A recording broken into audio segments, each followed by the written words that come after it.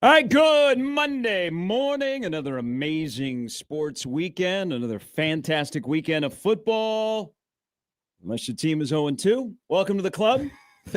Thank you. Yeah, we're in the club, but a happy Monday, everybody. So that weekend of football, that still has 2 games to go. We are blessed. We get 2 Monday night football games tonight. Let's chat about this because yesterday also in the NFL, how about the witching hour? Not 1, but 2. Incredible. I don't think there's anything better in sports than NFL Red Zone. I don't. I literally don't think there's an entity greater. Take a championship or 2. Well, no, I'm talking about viewing experience. I'm not talking about like going to a mega fight when you hear the bell ring and you're like, okay, that would be cool. But I'm just talking about sitting down on my couch for an extended period of time and just watching 7 hours. Yes, I didn't notice any commercials. I mean, yeah. They're there. Yeah, but like it didn't ruin the experience. I hate. So, you didn't watch it first week?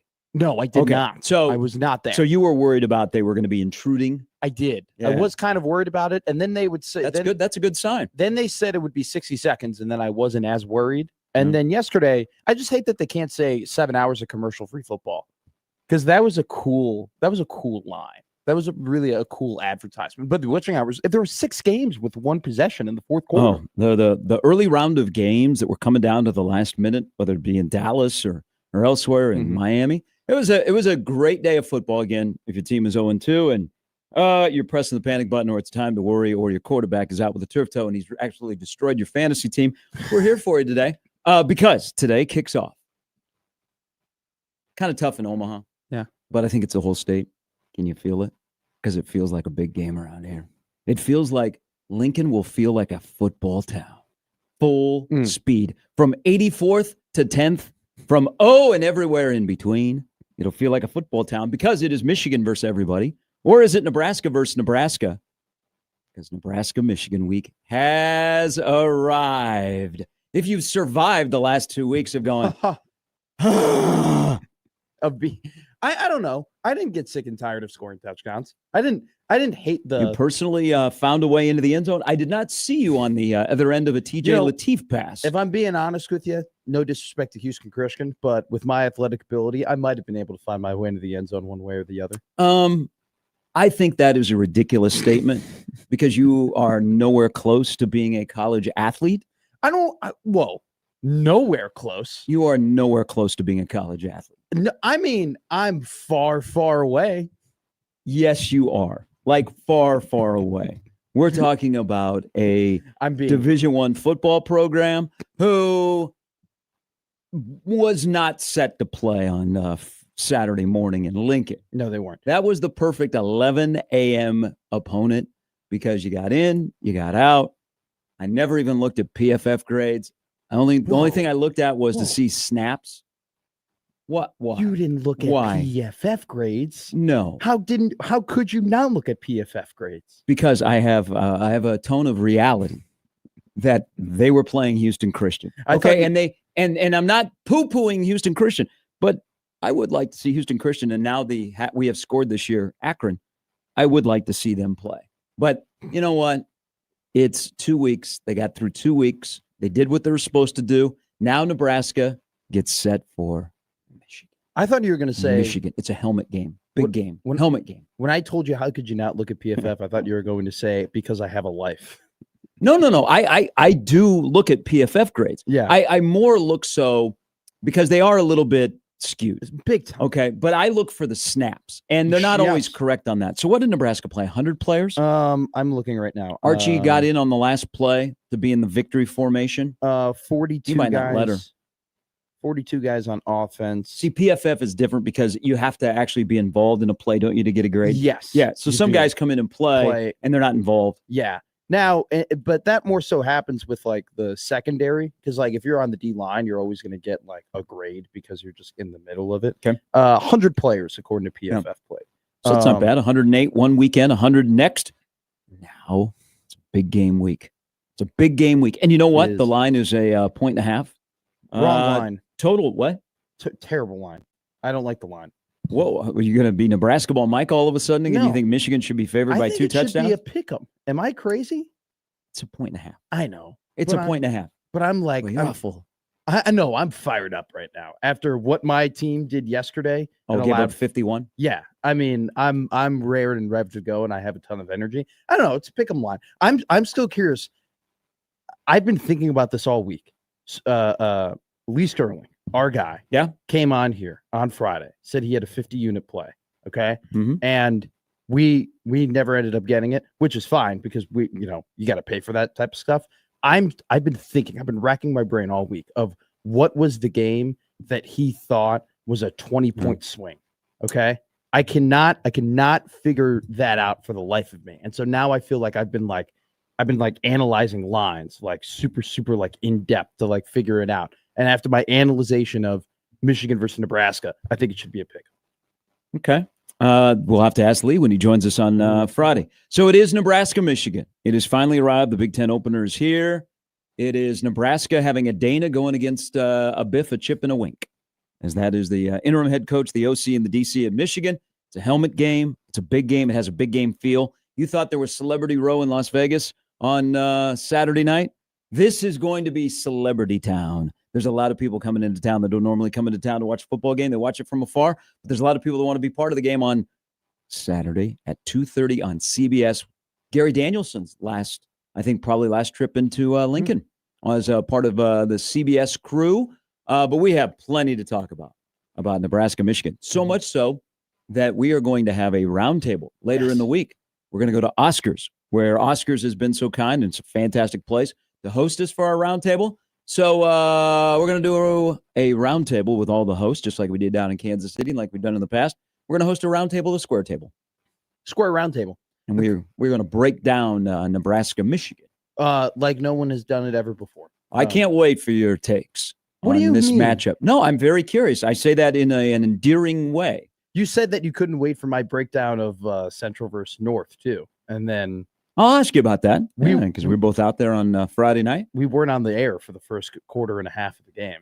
Oh, really? Yeah, we had major technical difficulties. So we want to thank, and there were plenty of people who stuck around who ended up tweeting at us who listened to the game on the station. So we want to thank those people for sure.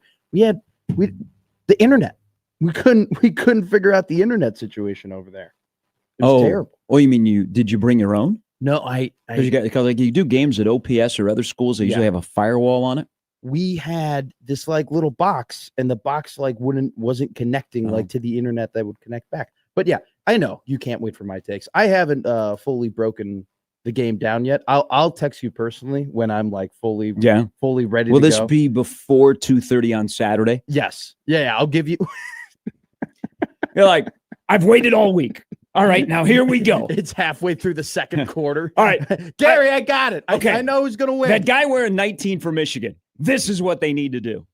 I'll give you a personal call. Gary, figured it out. I know who I'm going to pick. I know what the key to the game is. I'm actually writing the keys to the game article for Husker. Nice. So there are going to be all kinds of cliches that are going to be used for this. Oh, big time. And there's a game within a game. And then there's, you have to ask yourself, is the brand ready to be watched after being 3-0? I will give you which will be probably my huge talking point all week long as Nebraska tries to snap a 4-game losing streak against Michigan. It's Dana versus Wink. Yeah, I think it's Dylan versus Bryce, if I'm being fully honest. But I like that angle for sure because I think that I don't think that. I know what you're saying because the quarterbacks are so important and they make the world go around, and sometimes they get you fired as a head coach. I think that's dangerous to do that. Why is it dangerous to do Bryce versus Dylan? Bryce is playing his 4th game in college football. Sure. Dylan will be starting his 17th game. And if Bryce is better than Dylan, that's scary, but I don't think they're on the same level. I think Dylan's I think Dylan is by himself. I get it. It's the $10 million man versus the $3 million man. Yeah. But I think that's a dangerous, one's got to be better than the other, or they're going head to head because I think they will go about their business differently. I think that the reason why I say Bryce versus Dylan is because they have two entirely different matchups that they're going up against in terms of Dylan versus the Michigan defense and Bryce versus the Nebraska defense. And I think Bryce's strengths and how they called plays against Central Michigan might actually play into the strengths of Bryce and Dylan. Like, I just think he's going up against a really, really, really good, objectively good defense, the best defense he's gone up against the entirety of the season. And it'll be interesting to see if the improvements that we believe he's made and we've seen against lesser teams actually come through against a great team. But I think if I'm looking at an Oklahoma as my benchmark, Mateer's mobility hurt Michigan. Yeah. Great point. I mean, Dylan did pity patter down the field very awkwardly. He is on Saturday. Runner. He is. He just is. He's not. He runs kind of like a baby gazelle. Okay, but he finds a way to get to where he needs to go. It just takes a lot of moving parts to get there. But here's why I say it's Dana versus Wink, and it's Dana Holgorsen against Wink Martindale, who is the defensive coordinator for Michigan. That is a stout Michigan defense. Is it like the defense they had last year at the end of the year when they went on that run? No, because there's quite a few of those guys that are in the NFL. But they made a couple of tweaks against Central Michigan. There's something to watch this week. But why I say Dana versus Wink is you're going to have to score points in this game, correct? Yeah. I know the total's 44.5, so it's relatively low. In Power 4 matchups between Dana Holgorsen, since he's been at Nebraska with Dylan Raiola, he has put up 20 points, 44 points, 10 points, 20 points, 20 points. Yeah. I think you're going to need 3 touchdowns to beat Michigan. Now, does Nebraska have the capability and the weapons? Certainly. But at the end of the day, you got to put the ball in the end zone, and I think you have to score at least 3 touchdowns. And in now 5 games that he's coached against Power 4 teams as the OC, they have scored less than 3 touchdowns 4 of those times. I think they need to score at least 28 points to feel so that would be 4 touchdowns. Yeah, I mean, that could be. Like, and I'm on minimum. You got to score 3 touchdowns. Yeah, but I definitely could see probably need to scratch 28. I think at minimum it might be 24 wins you the game. So I think that's a really good 24-20. Yeah, You like that? Nebraska covers if the total just goes a shade under. I think you ready to put that on the board Monday morning, 6:22. I'm going to be honest with you. Are you getting there? I'm going to put it on the board. Yeah, 24-20 Nebraska. No. I'm going to put on my big board on the mixed sports book board. I'll be on the podcast. That'd be good. That's one of your favorite bits at this point. Just every small minute take that I give that you could be like, yeah, you can do that 5-minute podcast on that. Thanks for listening, by the way. I'm going to take the over. 44. All right. 44.5. Weather looks like it's going to be pretty good, like mid 70s. Because if Nebraska holds Michigan to 20 points, then the Nebraska defense is like, it's not just they didn't play. Because at this point, I think the Nebraska defense has been a product of playing bad quarterbacks.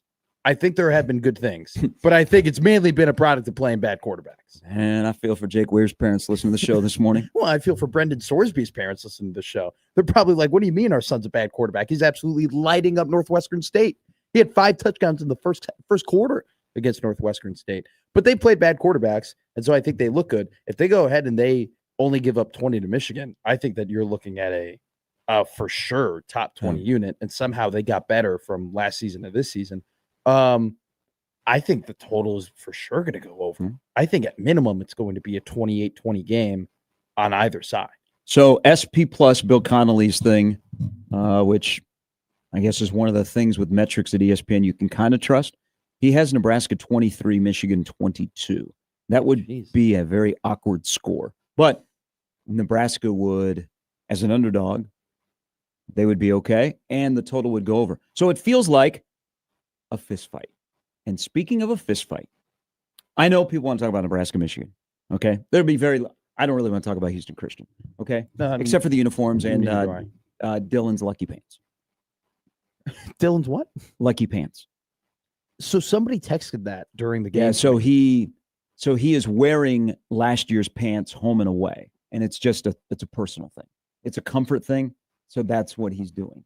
Do they really change the pants that much from last season to this season? So if you don't know, like I didn't know until the guy emailed me last week. Okay. After the Akron game, and he said, "What's up with Dylan's pants?" And I'm like, for God's sake, we once created a Twitter account around here for the head coach's pants. I think that's actually still active. And so I went back and looked, And I had to look like really, really close. I'm like, why am I doing this? Okay, I'm never going to get this like 3.5 minutes back.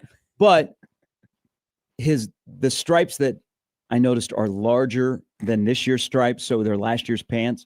And so the red pants that he was wearing on Saturday, the same thing. I could just imagine your significant other being like, Gary, why is your face 6 inches from your computer screen right now? What are you looking at? Dylan's pants. I gotta see Dylan's pants. Are they different? I think it's a so I inquired. Someone said they think it's a comfort thing. I don't know if they're lucky. I mean, he won and lost in both of them last year. Are we going to ask that at the next presser? Are we going to? I thought somebody would ask it after the game. I'm shocked that nobody is asking. I mean, it's just one of those unique things that you catch. And that shows you that you have a keen eye.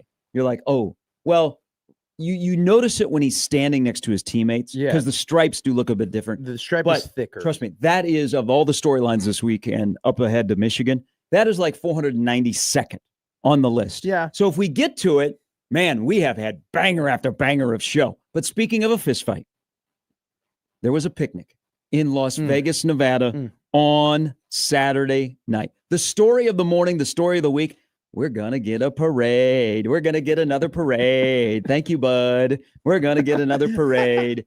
Last time he won, we had a parade in this town. They gave him keys to the city. What do they give him now after you give keys to the city? I don't know. An opportunity to lead Nebraska on the field in the tunnel walk on Saturday. But we coming. We're a community of 1 million+ people. We are Omaha, Nebraska. Some people knock us. They call us flyover country. They say, you guys are losing jobs here. You got a streetcar. You've messed up Blackstone. Okay. Is that what they're saying? Yeah. Y'all, in all serious note, Blackstone, you're messing with it. You're ruining Blackstone. Construction. Let's go. But with that said, Omaha, Nebraska, Terrence Bud Crawford in a fight that probably aesthetically was not the best, but it lived up to the hype of a fight. And now the man that calls Omaha home, he doesn't call Omaha home but live in Vegas. No, he lives right here in Omaha. I wondered, how is he going to get all those belts through TSA coming back from Vegas yesterday? But Bud Crawford, 42-0, beating Canelo Alvarez. And he's from our town. Hell yeah, it's a picnic out here. What a fight. What a result. And you know what? Let's be honest. Not surprised. I was shocked. I wasn't shocked that he won. His Bud is Bud. Okay. I bet on him because he's just Bud Crawford. You don't bet against Bud Crawford. But like, I was surprised at how dominant it was. I mean, it was, first off, 115, 113. Well, that's a whole different story that we're going to get into because what the hell? There's a little bit more to that, which is very, very scary on what happened Saturday night. But I agree, it's scary. It's funny. It's funny to Saturday. So the one thing Bud has done is Bud has brought more people in that have never paid attention to boxing. Yes. Okay. Because he's one of our own. He's Nebraska. He's Omaha. We see him in the grocery store. We see him at the celebrity home run derby. We play pickup basketball with him. All those kind of stuff. So people that know the sport know that there is corruption when it comes to judges. Oh my God. People that don't follow the sport except for when Bud fights, hears that the cards are like that and they lose their mind. It was kind of a clashing of people that are casuals against hardcore boxing fans that tried to parse through what was going on Saturday night. But at the end of the night, Bud left no doubt in that fight against Canelo. It was he lumped up Canelo. God. He lumped him up, and it's just a great feeling. I mean, people were happier yesterday.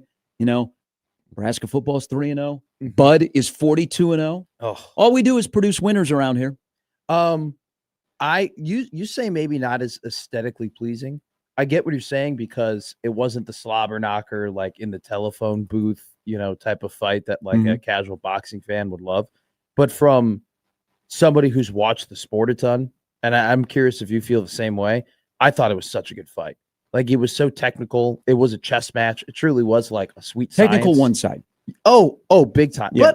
But like Canelo, I didn't think he fought a terrible fight. Like, I think he came in thinking, okay, I'm gonna hit him in the liver over and over and over again. Well, then he tried the other thing about when guys go up weights, Yeah. and Bud, unbelievable, jumped up 2 weights to fight Canelo Alvarez, who is one of the best, Easily. is you punch him in the arms. Okay. So you make their arms tired. So he tried Great a lot of point, that. Gary. But I think he fought a guy that, again, if you know, and you followed Bud, I don't think you were stunned if you watched it. There was going to be a challenge, but Canelo was out of gas about the 4th or 5th round. Yeah. But he fought a guy who had a plan, and speed, angles, skill, all of that stuff, a technical plan with great execution. And Canelo doesn't fight a lot of those guys. He bullies a lot of guys. And he fought a real boxer on Saturday night, and he lost. He fought a guy that could actually put his right foot into the ground and say, "You're not going to move me. Yep. Like, you're not going to back me into the corner. You're not going to do this hook thing. You're not going to. It doesn't matter what you do. I'm going to still come right at you." And the only other guy that has ever fought Canelo with as good a defense as Bud did was Floyd Mayweather. Mm-hmm. Floyd was the only other guy whose name came up in the post press conference. Canelo's still pissed off that he lost to him when he was 23 years old. He can't get over it. And Floyd holds that over him. And because it's Floyd, he just continues to remind Canelo that he's beaten him over. And they've tried to redo that fight too, so many different times. Like, that was the fight to make before Bud versus Canelo. But Bud's defense was so good. I mean, he kept his left hand high. He didn't I don't really remember Canelo getting too many like big shots to the head or anything like that. And then Bud said in the press conference after, and I thought it was spot on. He was like, I think people, myself included, by the way, overestimated, what it would be like going up weight classes, and overestimated how powerful Canelo would be, and overestimated whether or not he never got what a good clean shot on Bud. I think he got one in the 5th round, but there was no shot that he ever had that I was like, oof. I was like, damn, or like I was worried. And to your point about him being gassed out, you could tell when Canelo would get adrenaline, when he was like, all right, I have to like knock him out here. And Bud, man, I've never seen anybody take liver shots and then smile after. Welcome to the Bud Crawford world. And typically when guys smile, they're like bluffing. Yeah. They're like, hey, like they're like, oh, that didn't hurt me. Or like, I loved it when I think Canelo hit him in like maybe the right side, and Bud like nodded yes, like, oh, you got me there. Like, that was a good one. It was crazy. I got a text at 6:52 in the morning from Steve Sipple about how incredible it was that Bud Crawford was smiling during shots. That's how transcendent it was. That's who he is. I mean, there's a tattered kingdom of boxing, and Bud, rose to the top of the kingdom. I mean, it was an unbelievable night. But it was, I did enjoy, because I'm not a diehard boxing fan, but I think I know enough. And Bud has, because of Bud's success and watching him fight over the last decade, I paid more attention to boxing. Mm-hmm. I'm not a super fan of boxing because I think boxing gets in its own way. That Tyson Paul gets more attention. But you know what? They sold $47 million in tickets. They had 70,000 people at the Roomba to watch Crawford Alvarez. I can't wait. I think probably today we'll find out how many people were watching Netflix. But I was fascinated by the people that were new to the game, the people that had been here a while, like the walkouts, how long it took, why doesn't this start on time, what is going on, then about the judges and all the other stuff that goes on when it's involved in boxing. But, man, he's ours. He is one of ours. He is Bud Crawford. He is the best in a lot of people's generation. We like to place people like immediately. I think in this case, you could make a case instead of going, oh, you're caught in the moment. I think you could make a legitimate case about where he ranks among the greats of the greats. But in the current generation, he's the best. Oh, undoubtedly. I mean, Canelo was, and this is Bud said this too. So I'm not quoting him. I'm kind of paraphrasing him, but like, Canelo was the guy. Mm-hmm. When kids my age, when they talk about, hey, who are the boxers of your generation? Number one would be Floyd Mayweather, and number two would be Canelo Alvarez. And even kids younger than me who are into sports would probably just say Canelo. Bud stepped onto a stage where he was the B-side, and he was the underdog. And I don't want to call him an afterthought, because I do think the production did a good job of hyping him up. But it seemed like, the entire panel picked Canelo to win. The entire panel was like, Canelo's too big, Canelo's too good, Canelo's all this. And he stepped in and he was like, no, this is my era. No, I'm the best. I'm the boxer. I'm the GOAT. What'd you think of Kellerman? Why was he shaking? What? He was so nervous. Yeah. I don't know, because he hadn't been relevant in a while, so he was back in his element. I'm not a huge fan of boxing announcers because they're selling the fight and not selling the fighters. Sure. So they're trying to push the subs of Netflix, keep people around, create narratives that don't exist. And he's back in his element, and he played that role very, very well. I had no idea why he was shaking. I was so caught off guard. Like, was he nervous to be in the ring? Like, is he such a big fan of Bud? It looked like it. It looked like it, and that's embarrassing. He was fangirl because he knows the sport. I don't know. People. I was talking to somebody, and they were like, "Is that?" And I said, "Yeah, that's Mario Lopez. He hosts boxing on Netflix." Okay. Yes. That was so weird. That was so. It was Mark Wahlberg too. Why the hell was he like? Because him and Bud are together in a business. Okay. Yeah. So there's other things. It's just, again, people that are for the first time watching Bud, they'll like ask a lot of questions. There were a lot of questions about the song that Bud came out to. That's a friend of Bud's. Okay. Yeah. Yeah. So you were thinking, didn't he once come out with Eminem? Yeah, he did. But in this case, in Canelo's adopted hometown, that's the thing, is, his legacy will be always bet on yourself. That'll be Bud's legacy. He took a fight against Canelo Alvarez, who is one of the best of the best. He still can make a case that he's one of the best Mexican boxers of all time. And we know how important that sport is in that country. Yeah. So he took a fight against Canelo Alvarez where people said, you're not going to win. Again, his legacy is always bet on yourself. He goes up 2 weight classes. So you're thinking, whoa, you could go up 1, but you're going up 2, and you haven't fought in over 400 days, and you're about to turn 38 years old. Then to throw in this, you took a fight in Vegas, not in a ballroom. You took a fight in a stadium that you could put 70,000 in there. I mean, packed. Yeah. And that is Canelo's place. Like, Vegas is Canelo. I mean, they love Canelo in Vegas. They booed Bud. They showed him on the screen when he was walking into the arena. Nothing but boos. Okay? When he came out, people were booing. When Canelo came out, you thought the speakers on your television were going to blow because people were so excited. All of that, I think, just adds to how impressive the beatdown was on Saturday night. And it almost was not a beatdown. It was almost a draw, according to 2 judges' cards. Crazy. 2 judges that had 115 to 113, and basically they had the fight even after 10. I don't think. Sorry, let me. I gotta make sure I'm careful here, because there have been like historically boxing fights that have been rigged. Like that has been confirmed. But I do think in boxing, and this is in the UFC too, you'll catch this.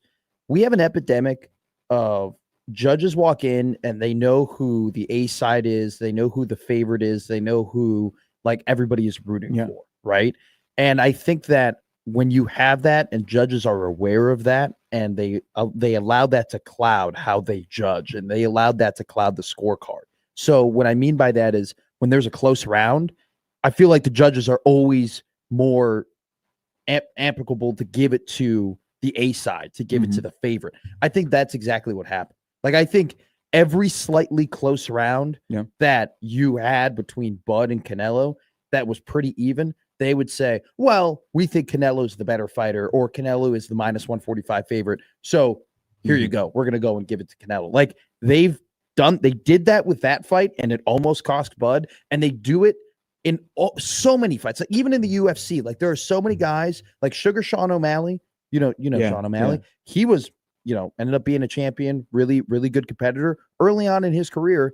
There were 2 different fights where he probably should have lost on the cards, but because he was going to be the superstar, and because he was the favorite, and because he was so popular, he won those close rounds. Like, that's what I think it is. And it's BS. Yeah. It's complete BS. See, it felt like a 118, 110 fight.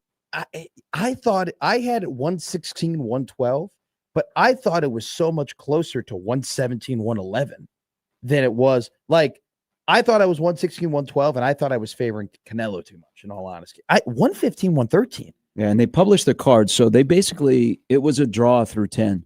I mean, we were headed to a split decision. That's crazy. if Bud would not have, hung around and won one of the last rounds.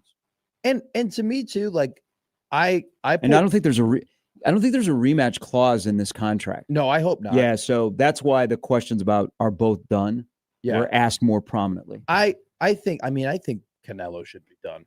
I think Canelo. He wants to play golf. He's got horses. Yeah. I mean, he's done everything he's done in boxing. He comes from one of the richest heritages in boxing, and is easily a top 3 Mexican fighter of all time. He, despite the fact that Bud Crawford beat him, he's still a fighter of the generation. Oh, yes, definitely. He's still a Hall of Famer. He's still an absolute legend. So and he just looks slow, if I'm being honest with you. Like, good. I've never seen anybody ping Canelo with a jab like that. Like, it was kind of startling to see that he just did not have his head movement like he did before. So, welcome to Omaha.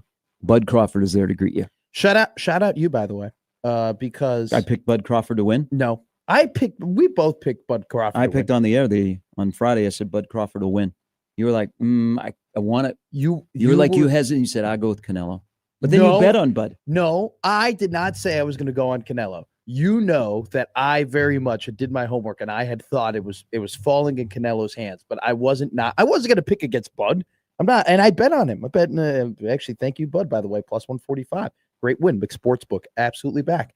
You tweeted out an awesome picture of Matt Rule in a red blazer at the fight, and everybody I was at this little watch party. Yeah, I became popular at the watch party because they were like, Matt, is your partner in Vegas? Is Gary Sharp in Vegas? Did he go out there? Did he fly out there? Matt, you got to find out. And then I was like, okay, guys, I'll text him. No big deal. You got Gary Sharp on my phone, and I stop. I texted you, and then you responded right away, and you're like, no, I'm not there. And people were disappointed. No. So Matt Rule and Troy Dannon and their wives flew out to Vegas. Greg McDermott was out there as well. There were, it was like the Omaha celebrities who, by the way, did not get recognized on Netflix. No, while they were going through, and by the way, Tracy Morgan got ignored. But Rule was out there, and then he was back in the office. I think what you saw Saturday night in Vegas will be a theme this week. Rule talks later today in his regular press conference. I think there will be a lot of the Bud fighting tied into in his vision and what he means and his legacy tied into this game. I can just see it. And now we sit and wait and we think, will Bud be involved in the tunnel walk? And then there's a Will Compton hype video. And then there's alcohol being sold in the stands for a 2:30 kickoff against Michigan. And you're thinking, I bet Big Red Overreaction will have a discussion about this is one of the loudest crowds ever in Memorial Stadium. That'd be great. That'd be pretty awesome. That's what this week is. John and I talked about it on the air. Pretty good week. John and I talked about it on the air. I go, this should be a louder game than Colorado because it's definitely a way more important game than Colorado was last year. Yeah, it's Michigan, man. It's Michigan. It's Michigan will walk in here and it's Michigan versus everybody. And I say it's Nebraska versus Nebraska. Nebraska current versus Nebraska past. Do you think that Tracy Morgan getting ignored was almost as bad as when Baker Mayfield got ignored when he was still Cleveland? They show Myles Garrett and then it's Baker and they give him no title or anything like that. There was a celebrity that was recognized last night that forgot to show up for the Emmys last night. A day later, had a little incident where they didn't make it out of Vegas, apparently.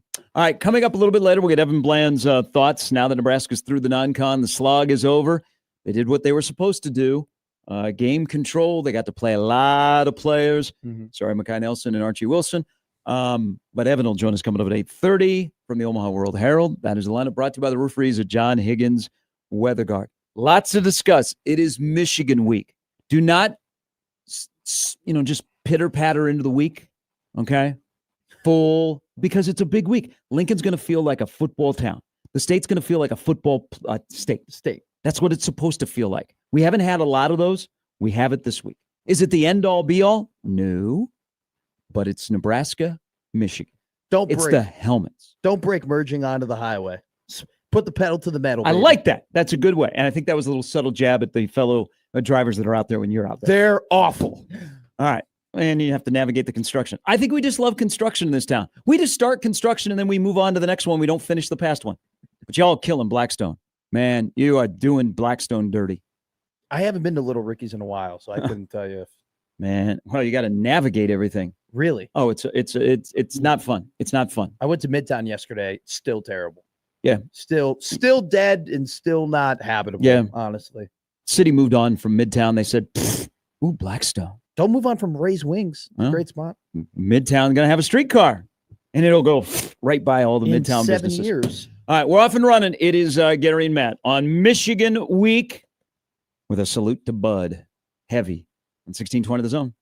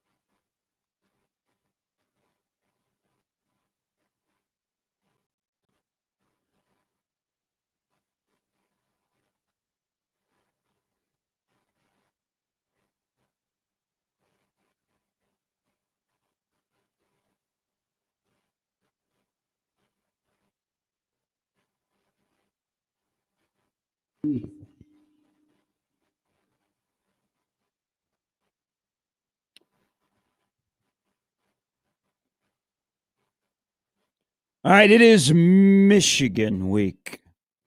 Best Nebraska football team currently playing since Bo was the head coach? What was the year that you think they're better than the year they went 9-4 with Riley? What was that? 2016? 2016? Probably best team since Bo. I mean, yeah, I would say that. I mean, it's just been so bad since 2018. I know there's not a lot to pick from there. Not at all. Because, like, I mean, what? The only other team that had as good of a start as this team was the one last year, right? That also went 3-0. Well, they went 3-0, and then they got to game 4. Yeah. Well, that team ended up being pretty good. That's why I say, is the brand ready to be watched? Because I don't think it's win or lose. It's the make or break game. And I think Rule, probably that'll be a theme of this is a long game.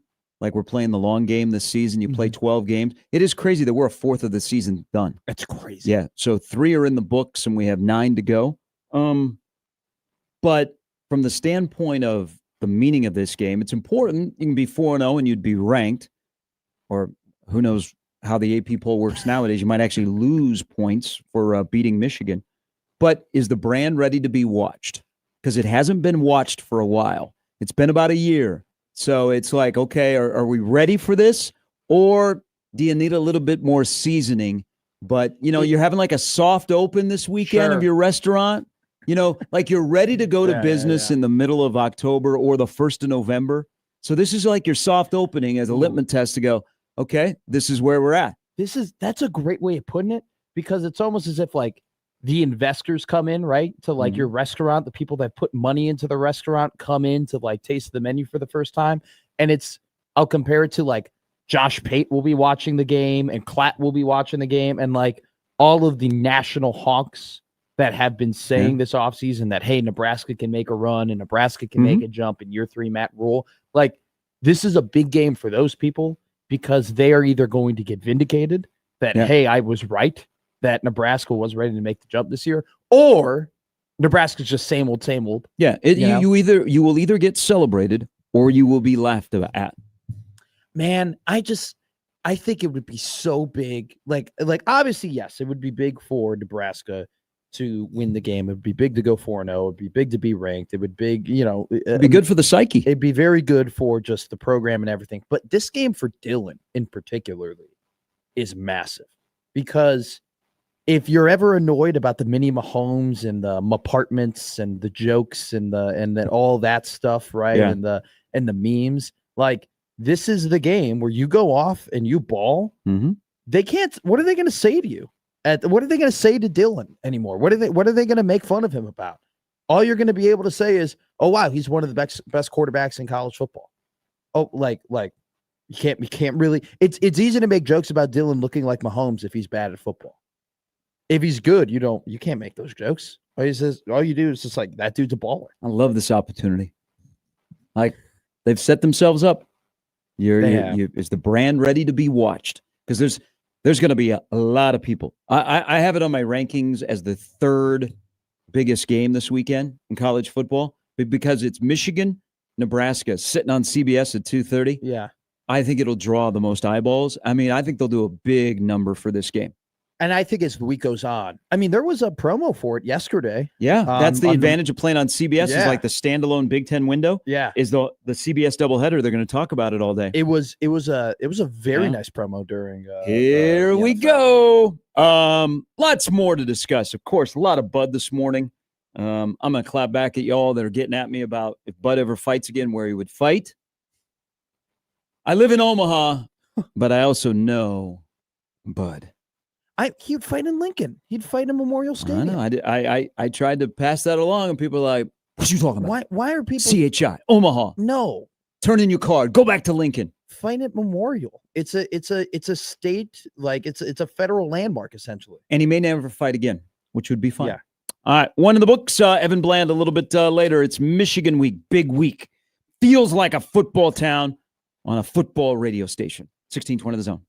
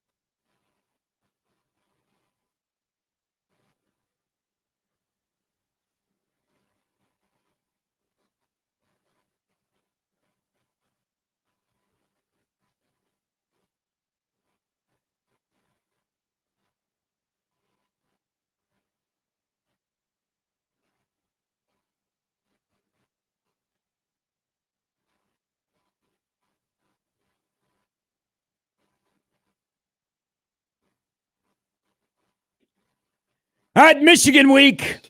Is that going to be your lead-in for every segment? It's Michigan week. Just I screaming like at the top of the lungs. I like big games, big moments, big opportunities. I also now am very, very curious. Might have to do some research here. Oh, I can do that for you.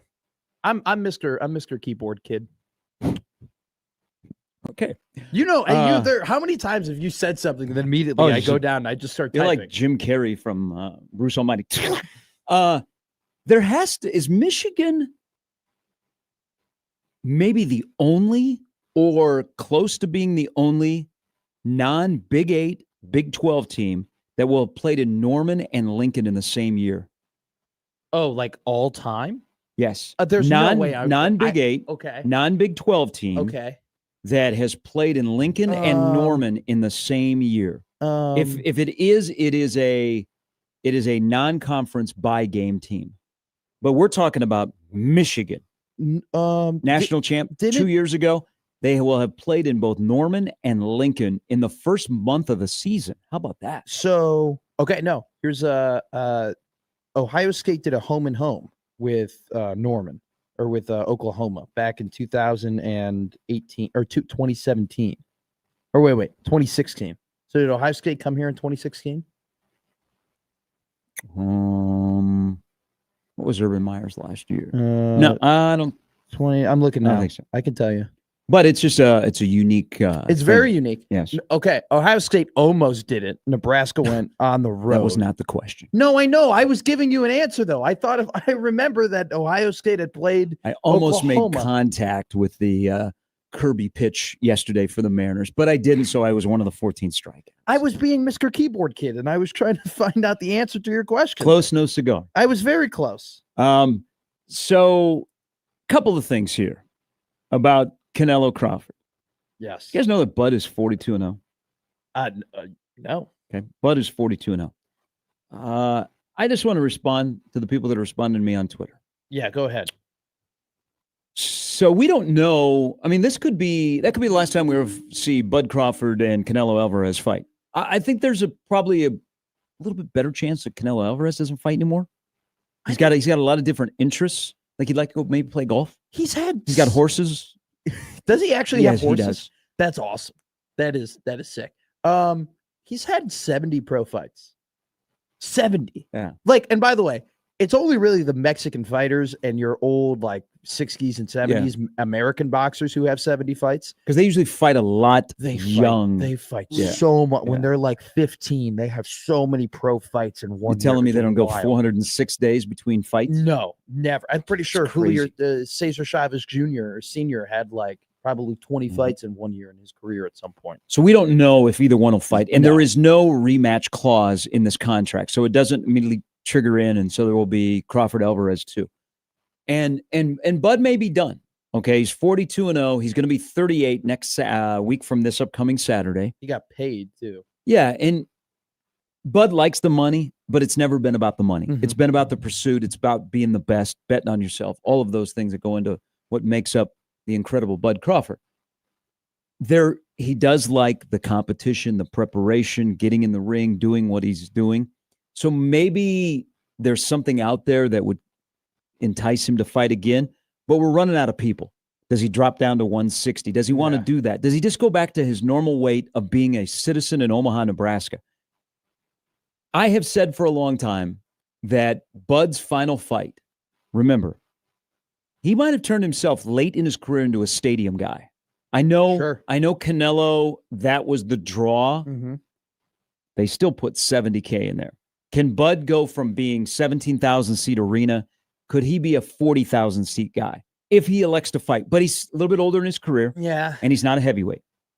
But I've said this from the jump, and I think this is a general, hey, this would be really cool, that if Bud ever fights again back in his home state, it would be in Lincoln against a tomato can to say goodbye, and they would try and break a record in Memorial Stadium. Oh, yeah. I know he's from Omaha. We've been, you know what? We've actually been spoiled. I've been spoiled as a Kansas City Chief fan watching the 0-2 start. We've been spoiled by Bud Crawford being from this town, being a boxer, that because of him, he has brought us, 2 in Omaha, and 1 in Lincoln. Yeah. He has brought us a professional boxing match involving Bud Crawford. We know that a title fight ain't coming here. Yeah. But it's going to Vegas or it's going to Los Angeles. But we've been able to watch him a couple of times. Yeah. But what a way to end your career in a place where Bud has embraced Nebraska, Nebraska has embraced him. Mm-hmm. And it's not just a football program, it's the whole state, and especially right here in Omaha. Doesn't matter. The one thing I've always loved about going to a Bud Crawford fight in this state, it doesn't matter if you're from North Omaha, South Omaha, East Omaha.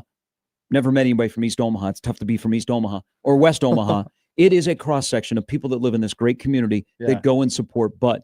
So what a way at the end of his career to be a stadium fighter, to try and set a record, to fight a tomato can, where you're going to pay that guy, but there's no chance that he is beating Bud, and he might get pummeled. And it's just like it's professional wrestling. The outcome is already predetermined, and Bud's going to win. That's what I think would happen. Yeah. And I think Nebraska has a strong interest in pulling that off. I don't know. I don't know that he fights anymore, and I think I would be okay with that. What does he have to gain? Yeah. Like, it's just, he doesn't, you see this more often, Gary, in the UFC than in boxing, where just guys go too long, where they're trying to add, they've already have a really good legacy, but they're trying to add more to it. And then eventually they just kind of misstep and they fall off. And then they're trying to claw back to where they once were. And it just gets ugly. You know, like it happened to Alexander Volkanovski, like is the guy that I could think of. It's kind of happened with McGregor, if we're being honest. With Bud, he's the GOAT of the generation. Like, he doesn't like it. And obviously the Memorial Stadium match would be great, but anything other than that, I don't think it's worth it for him. So Karma on Twitter says he thinks that Canelo is locked into a 4-fight payday. So he has a $400 million purse from Saudi Entertainment. That includes 2 more fights, February of October. I'll watch him. I'll tune in. Again, I think the guy to retire might be Bud more than Canelo, because Canelo's a draw. Canelo's a major such a draw. But here's the other thing I liked about Saturday night is, and you could tell that Bud looked at Canelo Alvarez a little bit differently. Bud was still Bud. I mean, Bud's got an edge. Bud's cocky. Bud knows his game. I think he had more respect for Canelo than he has for like Spence. And I think it was vice versa. Because if you look at Canelo's comments after the fight, you know, he made the comment about Mayweather. And then Bud did say, I've been hit harder than Canelo. It's kind of funny. I think there was a good respect there. But I think Canelo has to think about this of, you know, he got lumped up a bit. Is you lost to a guy, not only one of, if not the best pound for pound guy, definitely in our generation. You lost to a guy on Saturday night that prior to his taking the ring, he let somebody in his room. How can you lose to a guy that allowed Angel Reese to come into the room before you fight the most important fight of your career? That's real analytics there. No, it's a deal. Maybe that shows that Bud was locked in. Mean? So it just Angel Reese came in to meet Bud Crawford like an hour and a half before the fight. Angel Reese. Wait. Time out. Meet him, or they knew each other? I don't know. I don't think they knew each other. That's weird. Okay, so what was weird? What was weird is the picture. So she's 6'3" and she was wearing heels. Yeah. He's 5'8". She's tall. Yeah. I don't think they knew each other. That's because crazy. I mean, he knows of her. Yeah. Oh, I'm sure. But the way they introduced, you let somebody like that into your room like 90 minutes before you fight. You can't lose that person. I don't know if Bud. Why didn't they talk about that on the Netflix telecast? I mean, it definitely would be up Angel Reese's alley to like find her own way into Bud Crawford's room so she can snap a picture and put it on social media, because she's obsessed with social media and she's obsessed with her brand. And I still will never get over the fact that I was at a Cubs game and I saw her like 10 feet away from me and she never got off of her phone. It was crazy. She took 15 selfies in about the 7 minutes that I was watching her like act as a human. It was wild. I mean, it was crazy. I've never seen anything like it. I tweeted this out. And to be honest, I thank Damon immensely for introducing me to Bud and Bo Mack and that entire crew and all the guys and gals that are over at B&B. and Steven Nelson, because Damon has known Bud for a long time, and Damon's a big time boxing guy.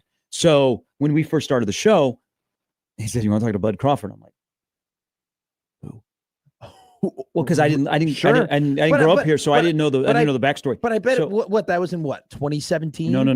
This was like 2013. Oh, okay. So I remember going to Brewski's when Brewski's existed over on 84th. Yeah. To watch, because we got invited. The guy that ran Brewski's at the time said, "Hey, we're showing the fight," and it was pretty sure it was like mid-afternoon on a Saturday from Scotland when he was fighting Ricky Burns.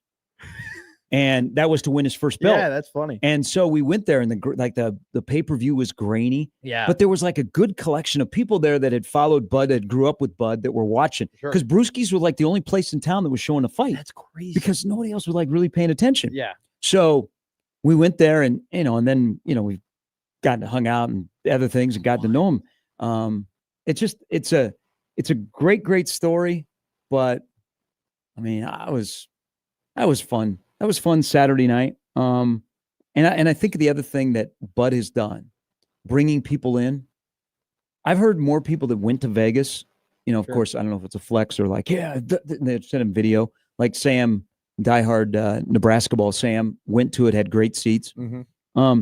There is nothing like going to a mega fight, like the buildup and the excitement.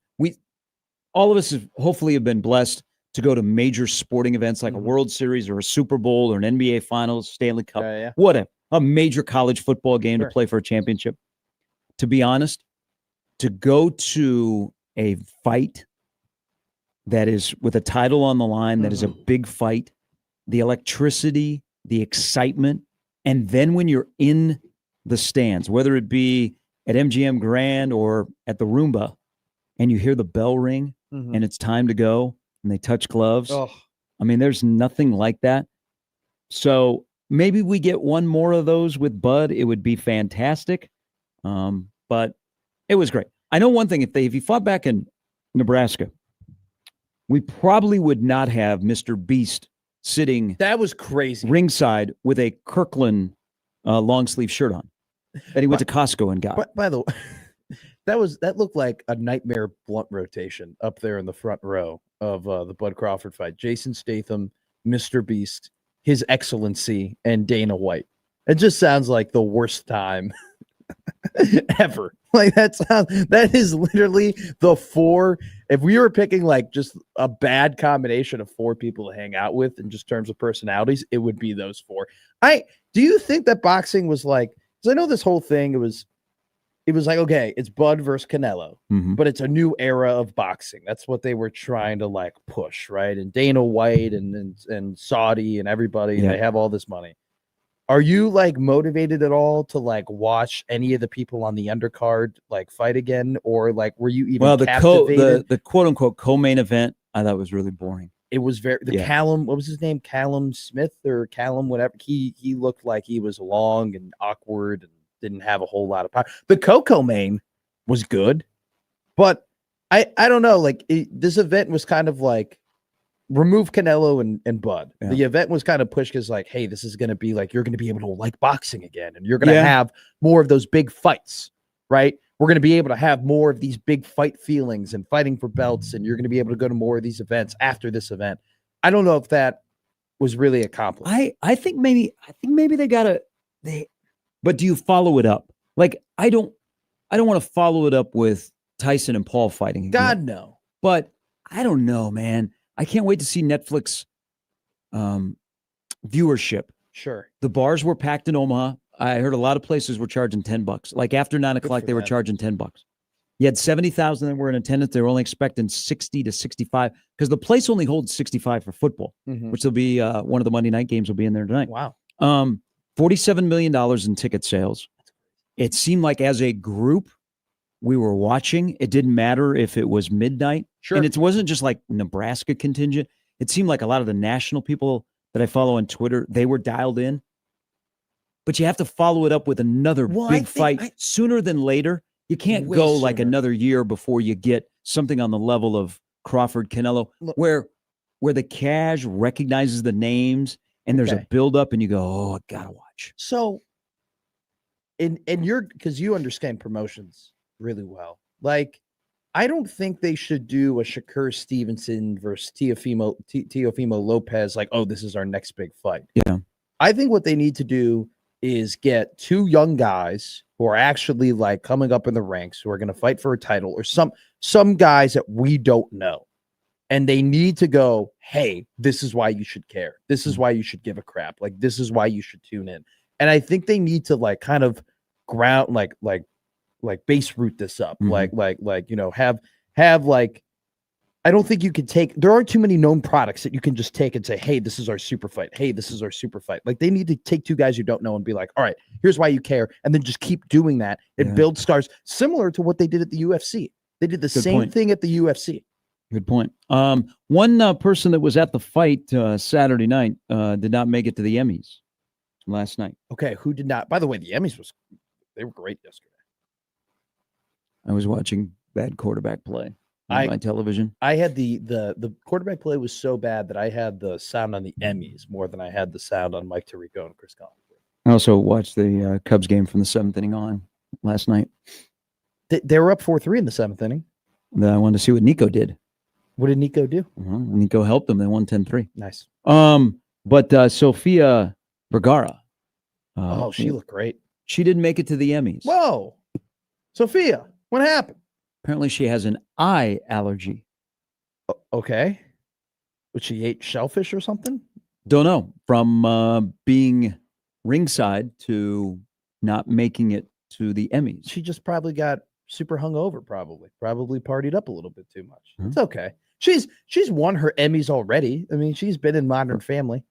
She's already when you're on one of those legacy TV shows, right? That it's like you're just known for that. Like, you're good. You don't need to do anything anymore. All right, a little bit later, Evan Bland will stop by the show with his thoughts through the first 3 games, and then Michigan, Bryce Underwood. Really good. He'll be starting his 4th collegiate football game. He looks really good. He may look good because they finally figured out how to use him. Oh, yeah. But through this weekend of ball watching, yes, whether it be my 0-2 Kansas City Chiefs, not your 0-2 Chicago Bears. There are tiers to the 0-2 club, by the way. Yes, there is. Some push the panic button. The other are like almost. You wouldn't be even close to the panic button. I have more appreciation for quarterbacks this weekend after watching ball.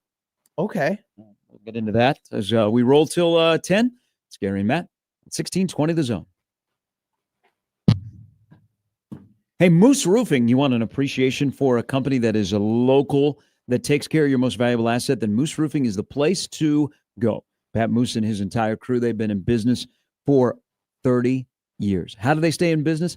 Outstanding service from start to finish. When it comes to your most valuable asset, your home and the thing that protects it, your roof. Whether you have storm damage, whether you need a new roof, whether you have issues, and all of a sudden you have leakage, and it rained hard here yesterday, and there was some hail damage, and you're like, oh boy, why is my roof taking a beating?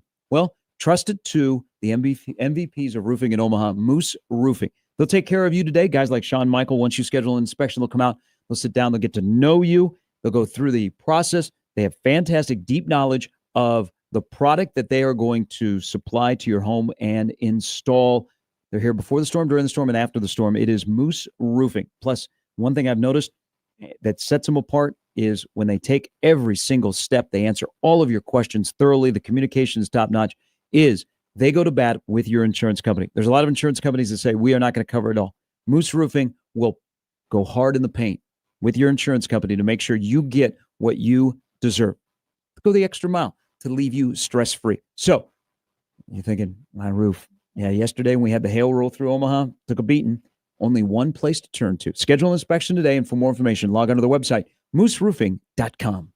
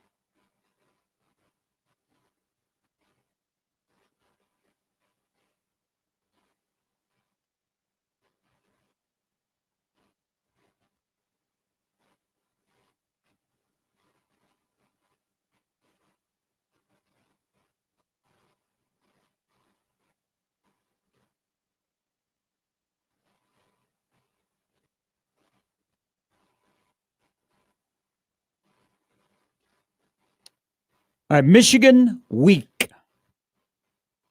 Wolverines are coming. Biff is coming. No Sharon Moore. People say that they might be better without him. It's Michigan versus everybody. Nebraska against Nebraska. What does that mean if people are saying that your team is better without you being there? Like, that's... I have a hard time believing that, but they went about business a little bit different against Central Michigan with a game plan. Like they may have found their identity. I think there'll be a heavy package of Bryce Underwood's legs. Their offense looked a little bit more familiar on Saturday against Central Michigan of what Harbaugh did. Well, run the ball. They've got a stout defense. Remember, they only gave up 24 to Oklahoma. That's why I say Dana versus Wink. 20, 44, 10, 20, 20. Got to score some points. This is the best defense Dana has ever called against because his time as a Nebraska offensive coordinator, you think? Because Iowa was pretty damn good last year. Yeah. Probably like comparable to what Iowa was. But Iowa was really, really good. And also, too, Iowa plays offense in a way that helps out their defense. Yes. And Michigan doesn't do that as effectively as they do. I think Michigan, and doesn't matter about the opponent, they had to find an identity. I think they found their identity on Saturday with what to do with Bryce Underwood. A lot of quick hitters, a lot of short stuff, a lot of just running. I just think, man, he is. I understand, and you were calling for it, and they did it with the running of the football. Yeah, they took the training wheels off under an interim coach. I still think he can. And throw an it, OC that said, Sharon's not here. He's got a really good arm. Like he throws a tight spiral, and especially like when on the move. Like I know the story's going to be about the running game, but you still have to be very, they're still very capable about pushing the ball down the field if you're going to get too aggressive. So he's at 57.5%, 628 yards passing, 2 touchdowns, 1 interception. But he ran for 114 on Saturday. MTV Jackass and Wild Boys star Steve-O. What'd you think of that? Just a crazy transition. Is he going to be in the Metro? From Underwood to Jackass. You're making the connection. I'm not. No, do not say that. Do not say that. I did not call him a jackass. I just said that you read Jackass. They will be at the Astro Theater coming up in December, Saturday, December 13th. It's a crash and burn tour. Doing what? What are you crashing and burning like his life? Jeez, that's mean. What does it mean? If something is real, you can't say that's mean. You recognize it. I haven't been following Steve-O for a while. This is a great, by the way, show. Oh, really? Okay. Yeah. It's if you are into Jackass and you know Steve-O, yeah. Last time I saw Jackass was at WrestleMania 38 when he wrestled Sami Zayn. That was the last time. Listen to the midday show, the Connor Happer show, for your chance to win tickets. So put a little bow on the whole Bo fights. Let's get him to Memorial Stadium. People are saying, have you not seen the concessions? Well, I had boots on the ground journalism on Saturday. Game. First of all, it was hot. It was really, really hot in Lincoln. And it was, considering who Nebraska was playing, and it was an 11 a.m. kick. Yeah. Not bad on the crowd. I mean, there was plenty of open seats. Sure. But it was hot. I mean, it was really, really hot. So I went and sat in my seats and talked to some people because I also wanted to see the concessions. Yeah. One thing I did notice, there were a lot of people early in the game that were in the stadium but were like sitting in the concourse because it was so hot. I mean, it really was hot. Wow.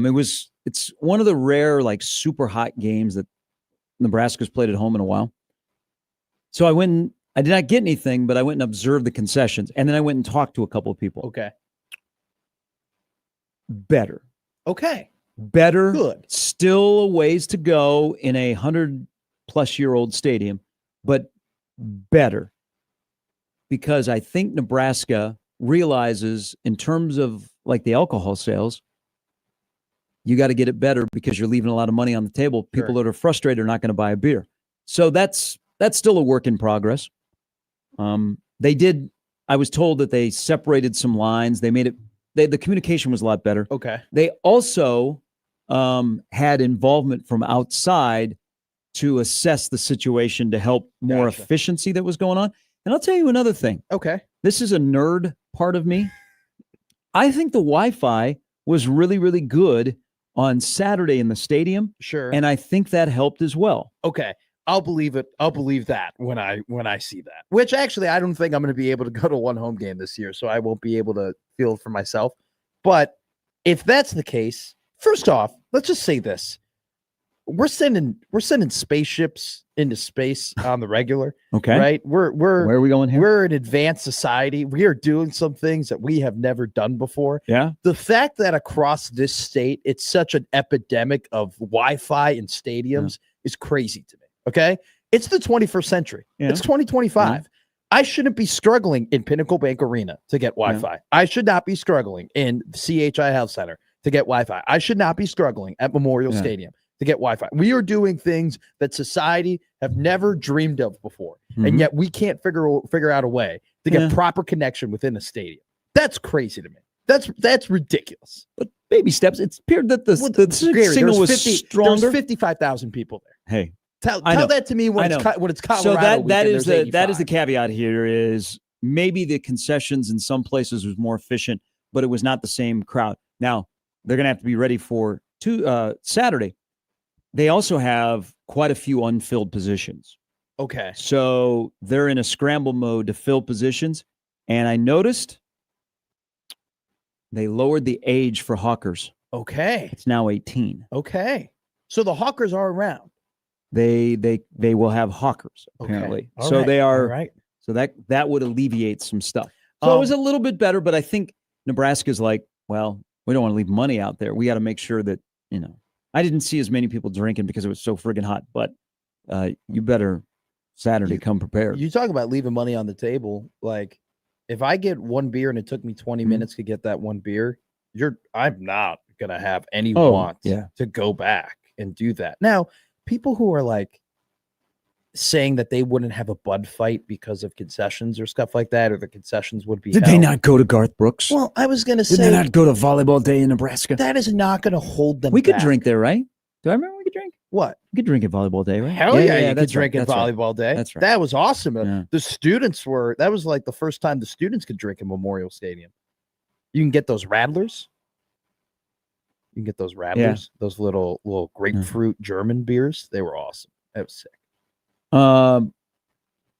Rank them more likely to happen in Memorial Stadium in 2026. Oh, great game. Luke Combs concert. Okay. Savannah Bananas. Okay. Bud Crawford. Combs, Bananas, Crawford. Okay. Because I think Memorial Stadium, I mean, first off, like, I can't imagine it wouldn't be too difficult to get Luke Combs to come and play in Nebraska. There will be a concert in Memorial Stadium, major concert in Memorial Stadium next year. That's my prediction. That would be awesome. And I would go to that in a heartbeat. Also too, like Combs and the Bananas are made for Memorial Stadium. Like that is like a perfect venue for both of them. Bud, I mean, I don't know if he's going to ever fight again. Like that's the thing. Mm-hmm.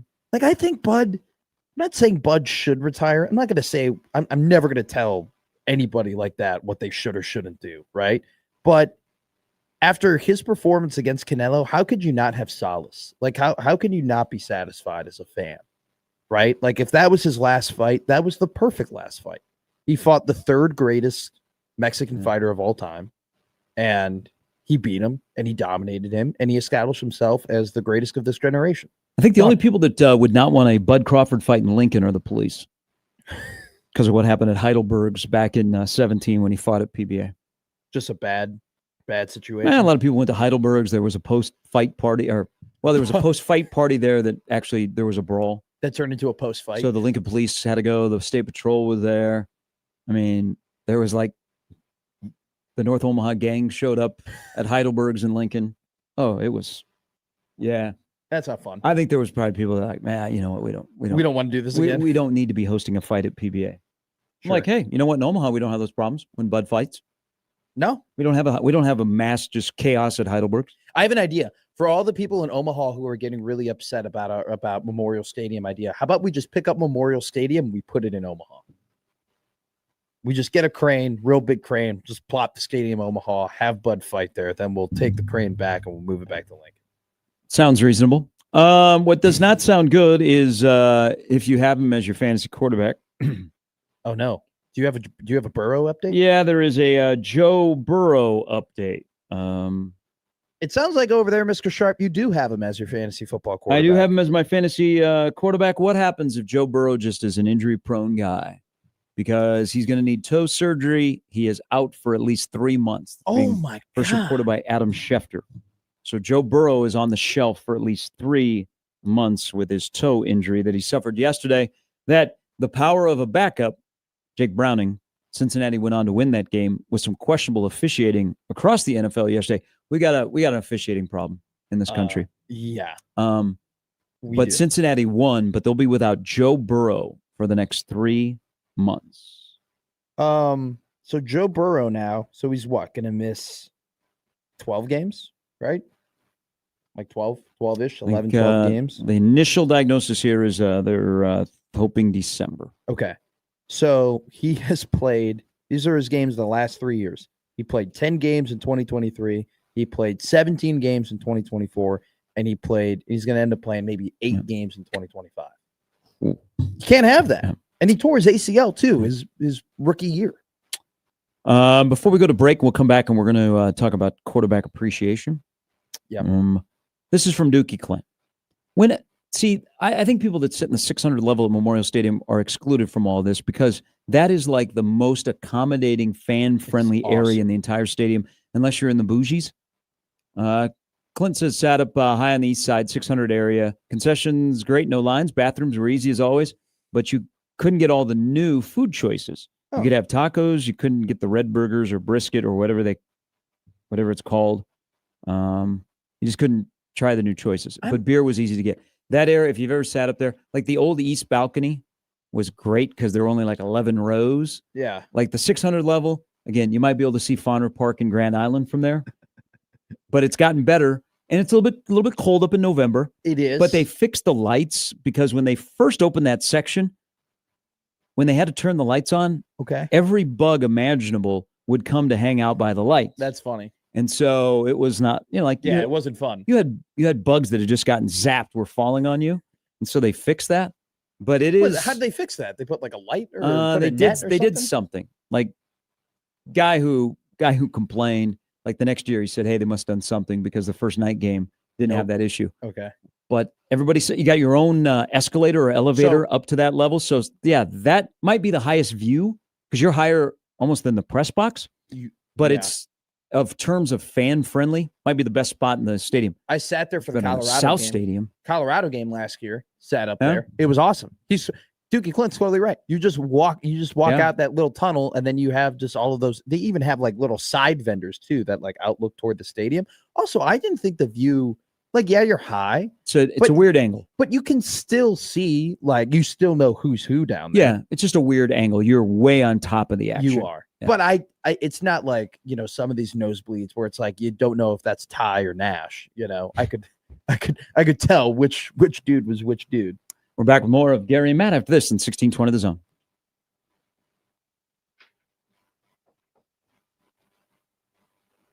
Football's back, and Underdog is the best place to make picks and win money all season long. And you can play right now in Nebraska. It's easy. Just pick whether your favorite players will go higher or lower on stats like touchdowns, receiving yards, interceptions, and more. And if you get them right, you can win up to 5,000 times your cash. You can play with as little as $1 this week on Underdog. Well, of course, it's Michigan week. So Nebraska and Michigan will be the play, and it looks to be a struggle. Should we be going lower? We'll see. Download the app today. Sign up with promo code ZONE to score $50 in bonus funds when you play your first $5. That's promo code ZONE.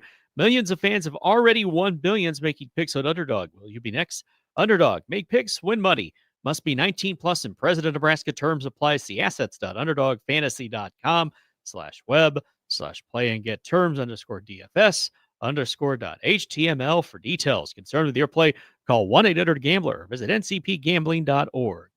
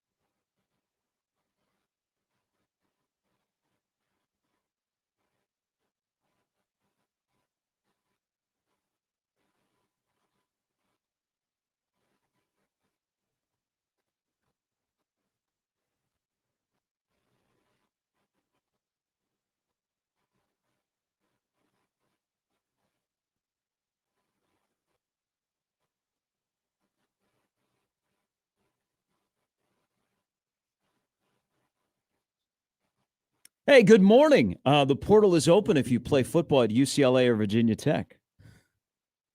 Do you even want any of those guys? Yeah. Some guys to have. Probably a couple. Yeah. Probably like 8. So Nebraska, when they go to the Rose Bowl, will play an interim head coach. Deshaun Foster was removed from his duties after they got beat by New Mexico. Matt Rule 0-1 versus interim head coaches as Nebraska head coach. Thing in Michigan State in year number 1. That doesn't bode well, that stat you just dropped out there. No. Well, Nebraska will face another interim head coach this weekend. Oh, yeah, Biff, who went into story time if you've watched their post game. Yeah. It's too bad that he'll never get a real job as a head coach because he is kind of entertaining. That is so. You're right, but it's kind of sad to say that. Maybe he'll get like a Tulsa or a SWAC or something like a lower level, lower league job. He might be a ball knower of identity. They only threw the ball four times in the second half. Now they were up big. Yeah. But they did not even throw the ball in the fourth quarter. So just like Nebraska had fan appreciation play calling to make the clock run, Michigan did that. Michigan running Bryce Underwood as much as they did when they picked their spots, something to watch. But we have until Saturday to discuss. But what I'd like to discuss with you, yes, I'm going to give you some stats. You like the stats? I love your stats. So these are wild stats about Nebraska's passing game. Oh, okay. One thing that is pretty important is through 3 games, Dylan hasn't turned the ball over. Okay, I think that's important. I agree. Because, you might get a little lax against Houston Christian and you throw a pick when you're trying to be cowboy. He hasn't. So 8 touchdown passes, no interceptions. Nebraska is one of 4 teams since 1995 that have thrown for a completion percentage of 78% or better in their first 3 games. Baylor, Ohio State when Justin Fields was there in 2020, and then last year's Oregon. And I think that Baylor team, I saw the stat, wasn't it RG3? RG3. So RG3, Fields, and Gabriel all were top 10 Heisman guys. Yes. Okay? Whatever that means on September 15th, do what you will with that. Now, there's another passing stat. Nebraska in the second half this year, they are 41 of 48 in throwing the football. 41 of 48. That's Dylan and basically last 2 weeks, Latif. But speaking of quarterbacks, and you know how I feel, I said this last week. I think for us that are in the media, because we just go with the low-hanging fruit to say, how come Dylan's not getting all of the attention he deserves? Sure. Okay, why are they not talking about Dylan? Why are they not? So you grab the largest microphone and you say that because people are like, you're right. Yeah. Well, I'm going to give you some reality. Don't listen to Take 5. You know how I feel about this. Okay. You know why Legway gets more love? Well, because he beat a couple of ranked teams. Yeah. But Legway and Raiola last year, the numbers were very, very similar. If you watch them, their performance was very, very similar. But that's how it works. Yes. Okay. But be independent thinkers. If you think Raiola is a better quarterback than Legway, you're probably very smart. So I've said this with this week is it's okay that Dylan has kind of flown under the radar and people aren't talking about him. And some people have him 32nd ranked as quarterback in college football this year. He's going to get his due. And he's either going to get his due or he's going to get panned because he's got an opportunity this weekend where a lot of people are watching. Okay. Just wait. Just wait. Don't, there's a lot of things to get riled up about this week. Don't get riled up about how people talk about Dylan because Dylan gets an opportunity to play on Saturday. First, Nebraska has to win. And if Dylan plays well in the win, you know what happens? Things get louder. People talk about Nebraska's quarterback and they're like, okay, here we go. And you have a full off week where you don't think that the 15 PR train will pick up and you'll see him on shows. You'll hear him on things. People will be talking about him.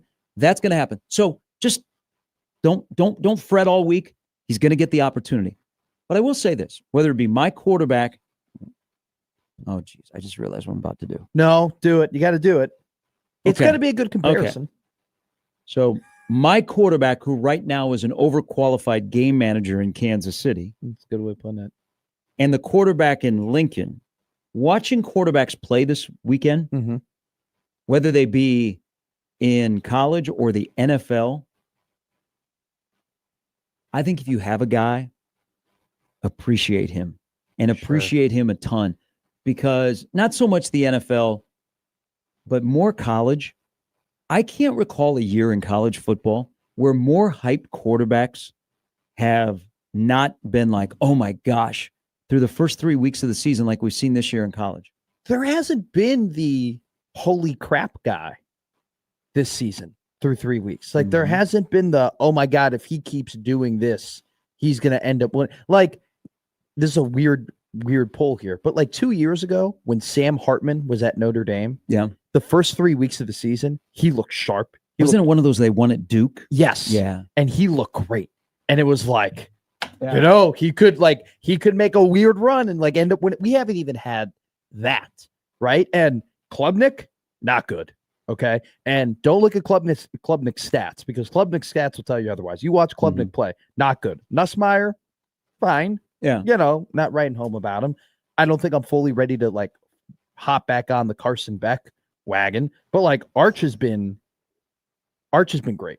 Or sorry, Arch has not been great. Yes. Arch has been the opposite of that. I mean, he looked terrible against UTEP. It was, we talked about this, you and I, very sneakily, about like we were very like we didn't do like full, we didn't dive into it like every show, but we talked about the boom or bust ability of this crop of quarterbacks. That heading into this year, you had the opportunity where, oh my God, this quarterback class is going to be loaded next year, and you're going to have all these young guys who look great, or you were going to have kind of what you had last year, which was there's a lot of mid. It's a lot of mid.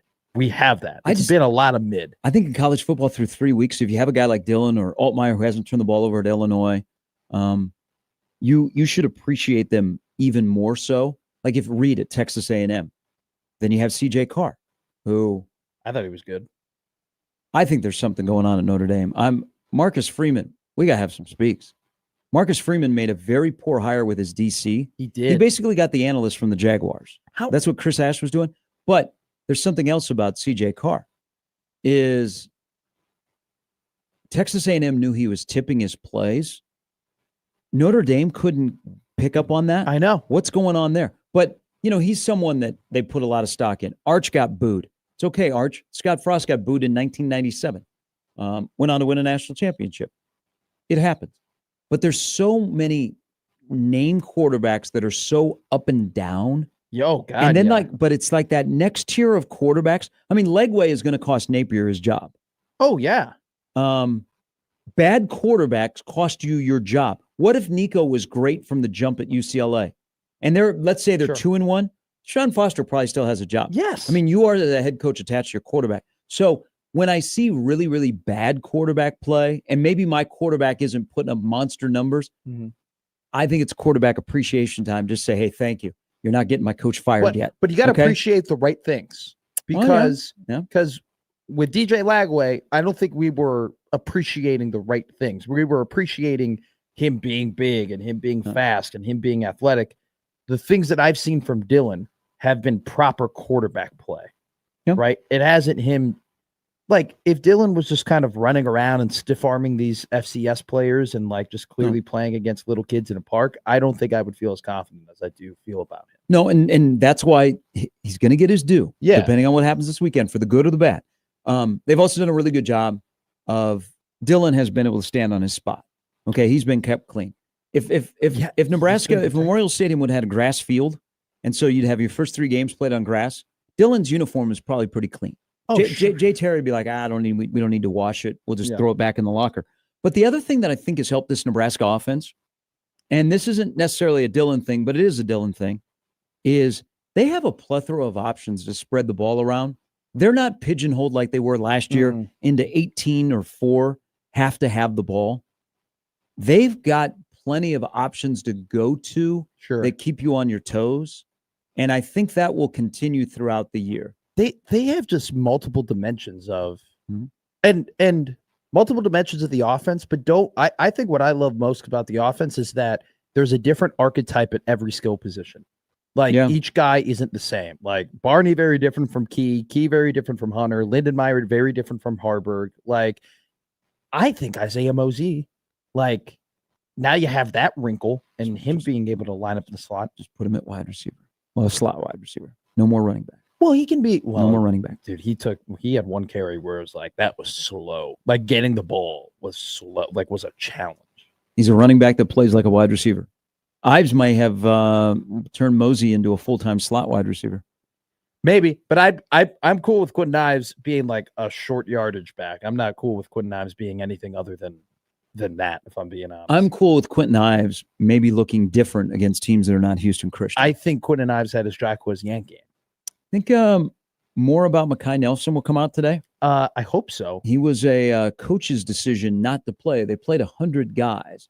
And Mekhi Nelson, who began the year as the number 2 running back, did not play. Did you catch the press conference where, so the post-game presser, he's talking about Mekhi, and he goes, we have and like he pulled up when he was about to say standards. Like he got half the word out, and then he pulled up because I don't think he That's why I'm wondering if he'll expand on that. Probably. And when they put a depth chart out here in a couple of hours, will it just remain the same at running back, or will there be a change? Will Quentin Ives be the number 2 running back? I mean, it was interesting what he said about, look, like he was available to play, and if we had injuries, he was going to go out there and play. I would have. I know you have a standard, and I know that you have to do your culture the way you do your culture, and I totally respect it. Same time, these 2 games to me were perfectly set up to have your running backs go out there and get reps and run, because it's going to be important. Because the only time they played a Power 5 team, Emmett touched the ball 32 times. That can't keep happening. So I'm just going to repeat the stat. Dana against Power 4 teams, 20, 44, 10, 20, 20. Points, ma'am. Thank you, Bo. Best team that Nebraska's had since Bo was the head coach. Bo said, it's all about points, ma'am. All about points this weekend. You can't score 10 or 20 points and expect to beat Michigan. Dookie Clint has already predicted 20-10. That's an interesting score. No. I think the over is going to hit. Okay. I think 44 is way too low. 44 and a half. Got to have the hook. Half. It sounded not like a hook, but a hawk. 2 more hours to go. Coming up in the next hour, Evan Bland will join us. And thank you, Curtis. He agrees. He doesn't have any scientific knowledge, but the Wi-Fi, much better in the Lower East Stadium. And picture of a hawker. Oh. Yeah, they lowered the age for hawkers at Memorial Stadium. I miss those little kids. Yeah, these aren't kids. This looks like a grown man. Yeah, it's got a family and a portfolio. Thank you, He's Curtis. got an E-Trader account. Hour number 3 coming up next.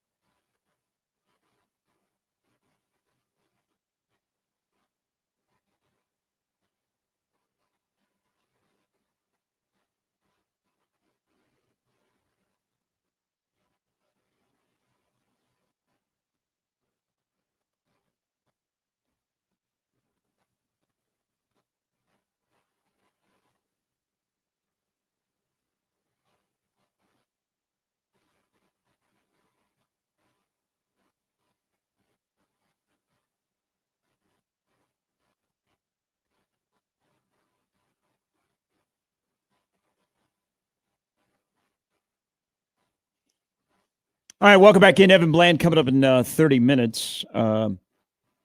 Just like Bishop said, you didn't watch the first quarter on Saturday. That was I great. have not gone back and watched the TV broadcast, but I got a little intel that it was rough. The Eric Collins, Spencer Tillman pairing. Really? I thought, am I in the minority? I thought it wasn't bad. Actually, you're not, but yes. I'm talking about being in the minority of liking Spencer Tillman and Eric Collins, not my ethnicity. Checking. I'm aware of that. Just checking. Got to be careful these days. Head on a swivel. You do.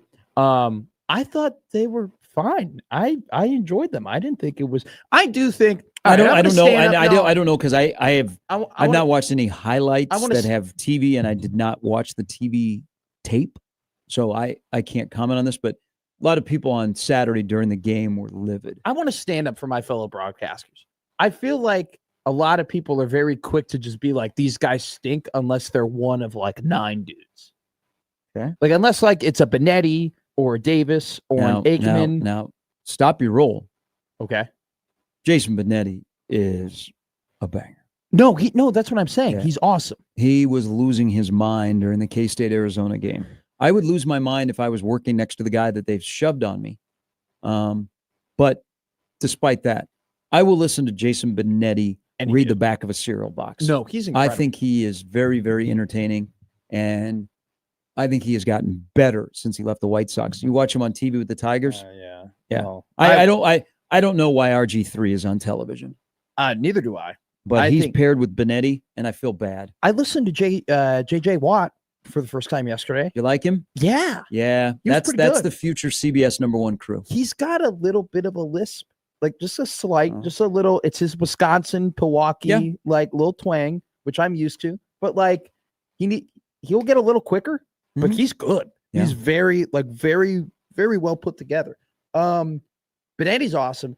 I want to say something about Jason Benetti because, and I'm glad I've been waiting to say this. We would have young broadcasters go out and we were encouraged to like email people and like email different broadcasters and people in the national media or whatnot. And you would very rarely get a response, if that a detailed response. Jason Benetti was the absolute best at responding to young broadcasters and like giving them like actual advice. Cool. And like, I remember one of my buddies emailed him and asked him, "Hey, Jason, can you like listen to this?" And he's like, I will, but like, why? Like, explain to me why, and like, what do you want to get done? That's and cool. Like, they had like a 12 email exchange about this guy's like the fact that a dude like that who's announcing the Tigers, who's on national TV, who's probably making good money, the fact that he takes his time to do that stuff, incredible. I love Benetti. But what I was just trying to say, unless you're one of the top guys, I feel like we're very easy to like critique broadcasters and critique announcers. I thought they were fine. I kind of like Spencer. I think I liked him better when he was with Brando. They shook that. Brando has Devin Gardner the last couple of years. I thought they were good. I don't think they were great. I thought they were good. Right. Evan Bland, really good, coming up at the bottom of the hour. Game Day has made their first mistake of the year in location. They will be at Miami, Florida. Yeah. Not in Bloomington, not even in Lincoln. Fox's show is going to Salt Lake. So Indiana, Illinois, these are my power rankings real quick on week 4. Go ahead. Indiana, Illinois, #1. Texas Tech, Utah, #2. Nebraska, Michigan, #3. Even though Nebraska, Michigan will probably draw the most eyeballs. I'm talking about. Oh, yeah. Like watching. Auburn, Oklahoma. Good game. Really Tulane, Ole Miss. Decent. Stay up until 10 o'clock Saturday night. Get your grandpa nap in. USC, Michigan State. That's a sneaky, interesting one. Michigan State's 3-0. USC felt bad for them. They had to spend that delay for weather. Oh God! In West Lafayette, in the smallest and worst locker room in the Big Ten. Then you have Baylor, Auburn. Then Miami against Florida, Arkansas, Memphis, and then where game day wanted to go, Columbia. Yeah. And then South Carolina got beat by Vandy. Mizzou, South Carolina would be my 10th. Baylor, Auburn? Baylor, Arizona State. Arizona State. Okay. Auburn, Oklahoma. Auburn, Oklahoma. Yep. Okay. That'll be the Baylor Arizona State game. I wonder what that total is going to be. Probably very, very high. Michigan State did not look good against Youngstown State, and I'm kind of worried because I'm on the Aiden Childs hive. and it's not looking great. All right. Somebody who thinks that the line is completely wrong for Nebraska, Michigan should be about Michigan 13 more points. It's Nebraska ball, Mike. Good morning. Yeah, I did. Okay, I'm going to try to cut this in half because, Mr. Sharp, you asked me to, so here I go. Oh, whoa. Is this your promo for the game? No. Oh, okay, we're going to do that on Friday. Cut it in half because it was going to be longer. Okay, all right. It was weird. Yeah, it usually is. 15.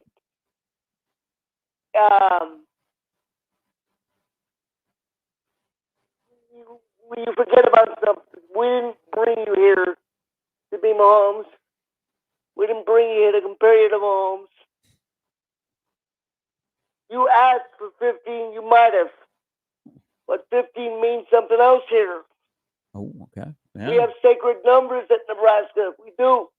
We have about half a dozen on offense. You were one of them. And the reason you were one of them is because a freshman came in here 30 years ago and said a few things as a freshman that woke this program up and showed them how to play.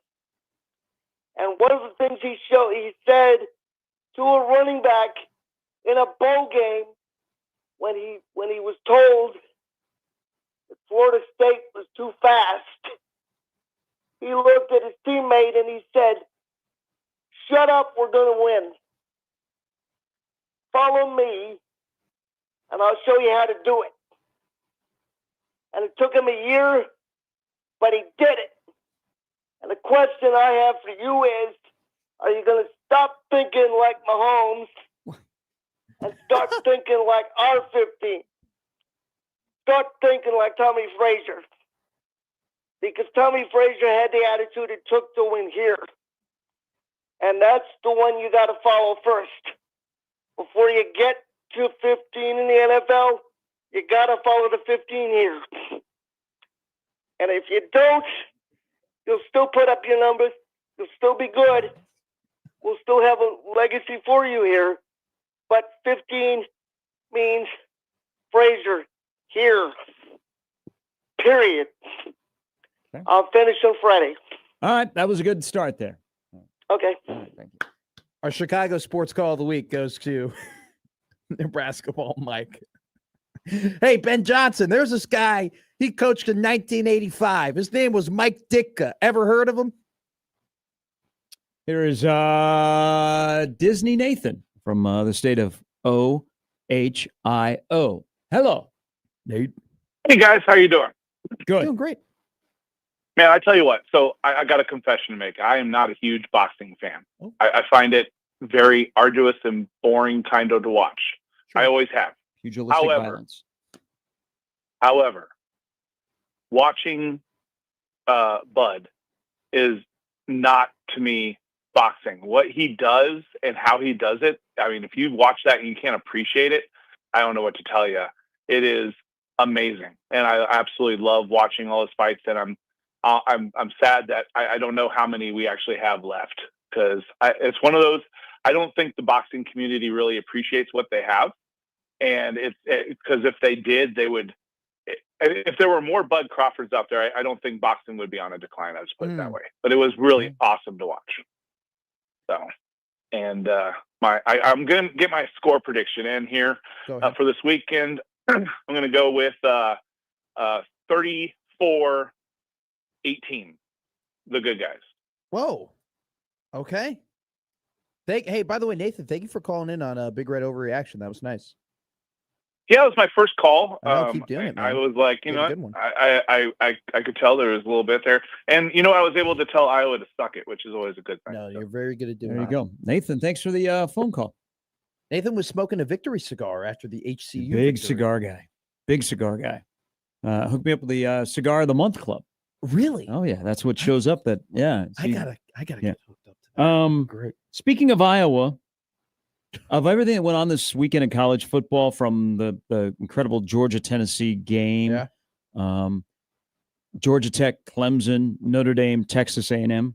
Here's how, and I think people handled the Kirk Ferentz Iowa victory the right way, because he becomes the all-time winningest coach in the Big Ten. Yeah. Granted, it was against UMass. So bad. I want to see UMass, Akron, and Houston Christian play a round robin game. Probably put Albany in there too. But it got very little discussion nationally. This is the Big Ten Conference. You just passed the Woody Hayes for the all-time record for wins, and it got little discussion outside of the Iowa fan base. Like nationally, people are like, hey, huge day. Congratulations, Kirk Ferentz. He's the all-time winningest coach in the Big Ten. I know maybe a tinkle a bit of the who you were playing, but that's still a record. I think that shows you it's very hollow that you are the all-time winningest coach in the Big Ten because you don't have titles to go with it, and you're not considered the best coach of all time. You're the guy that has hung around the longest. That I think he also has. So I think he has the most wins and also the most losses. That's very Jeff Fisher of him. That's actually quite incredible. A little bit of that has to do with 27 years. It's just I didn't really hear people talking about it to get him to 206. So I didn't get a CBS notification. I didn't get a Bleacher Report notification. I didn't get an ESPN notification. I got one tweet from a Iowa Twitter guy that I follow, like an Iowa writer. It was just like, hey, internal and Iowa fan base. It's a monster thing because you got Hayden Fry and then Kirk but 206 past Woody Hayes. If Nick Saban ended up like becoming the most winningest coach in SEC history, right? Like you would have gotten all ESPN, CBS, you would have gotten the ticker. We would have had this big celebration. We would have these conversations of, is he the greatest coach of all time? All that stuff, right? The reason why we don't do that with Kirk is because he hasn't won a national title. I think he hasn't been to the playoff. I think we handled him winning or becoming the top winningest coach in the Big Ten in terms of wins. I think we handled it appropriately because I wouldn't take him over Woody Hayes. I mean, Woody Hayes only lost 61 games, by the way, won 205. But congratulations to Kirk. You won 206, just got no run out of the Big Ten Conference. You can, I think we properly judge Kirk Ferentz in the, hey, great coach, but not elite, not at the big boy table necessarily. All right. Speaking of Bud Crawford, and if you were there, please share your experience for the good, the bad, and the ugly. Our next caller on the Prairie Flower Casino Zone hotline, I know had a banger of a night. Doesn't matter how much it cost to sit where he sat. Good morning, Sam. Hey, guys. Yeah, I'll be honest. It was literally the greatest sporting event I've ever been to. And only because, like, Tony Gonzalez was actually, like, 3 rows behind me, which is weird. But, the way I got it is I had a bunch of buddies that were already going, and I was on a work trip in Phoenix, and they're like, you got to come. And I was like, all right, I'll go. And I waited and waited and waited. And then I flew in like at 2:30 that afternoon, and I saw, I was cruising all the sites, and I saw the letters CC in the ticket. And I was like, I gotta just pull the trigger. Yeah. But they were unbelievable seats, literally unbelievable seats. And it was amazing.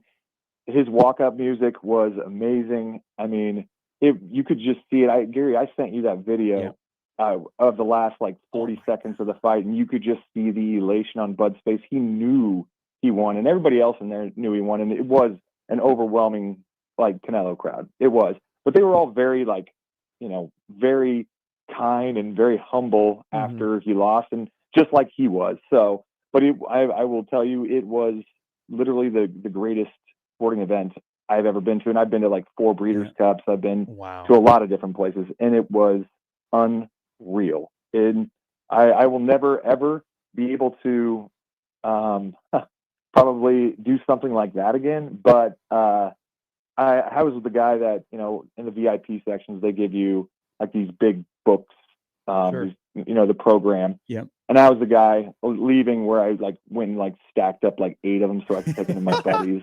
So that's awesome. Good for you. Yeah, it was unbelievable. Unbelievable. So yeah. Sam, I gotta ask, man, when you were there, what was the juice like when that bell got rung in the first round, when that fight started? How was that? Oh, I mean, people were, I think a lot of the celebrities actually were for Bud, but I think like the overwhelming folks that went were Canelo, and people were ready and raring to go. You know, they were.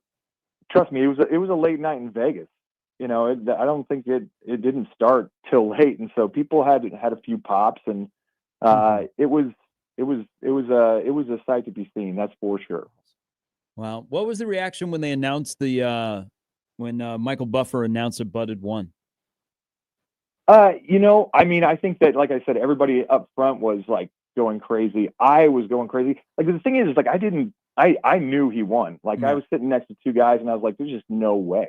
Like there's just no way that Bud did not win." I mean, I got to just look at them physically right now too. Like Bud, I mean, he didn't. He looked like he could have gone another like 4 rounds, you know. And Canelo was just, you know, he was spent. He was lumbering.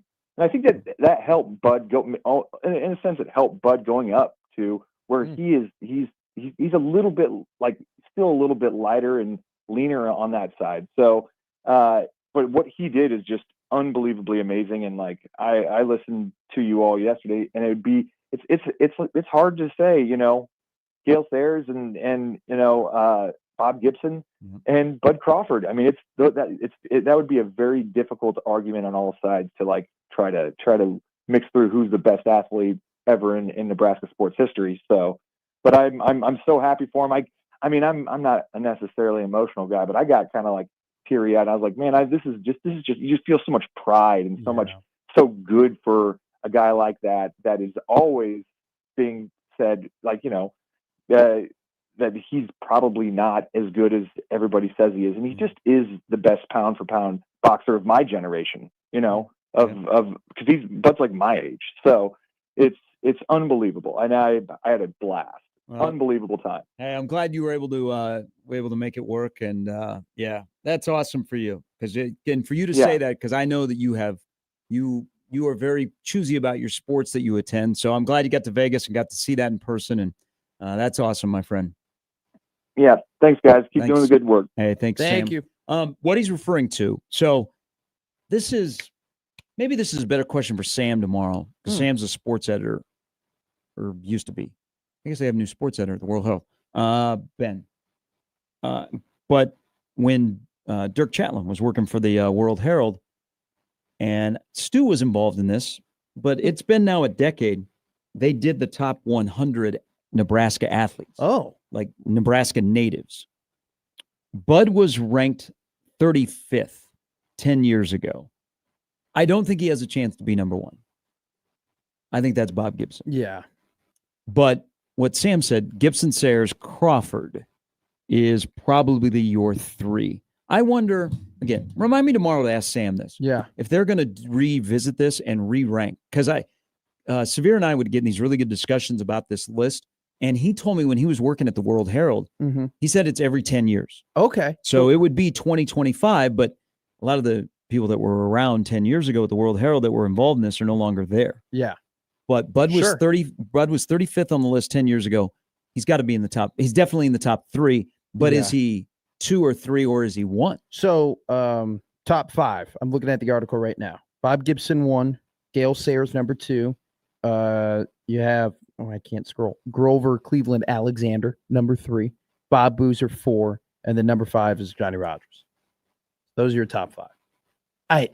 It'd be so tough to put him over Bob Gibson. Yeah, I think Bob Gibson is permanent number 1 in my book. I think there's an argument to be made with Sayers that you can put him over Gale Sayers, just because, I mean, his career, at least his pro career, right, ended a little early with the injuries. But like,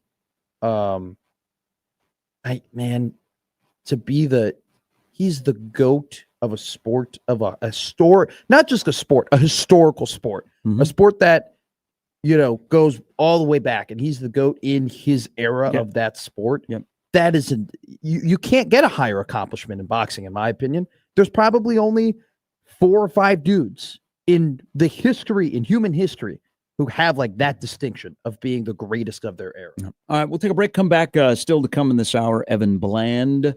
Plus, you can't keep secrets in this town. No secrets. Cannot have a secret in Omaha. The secret got out. What secret? No, it's called a tease. Okay. We'll discuss before we're out of here at 10 on Michigan Week. A little dose of Bud on 1620 The Zone.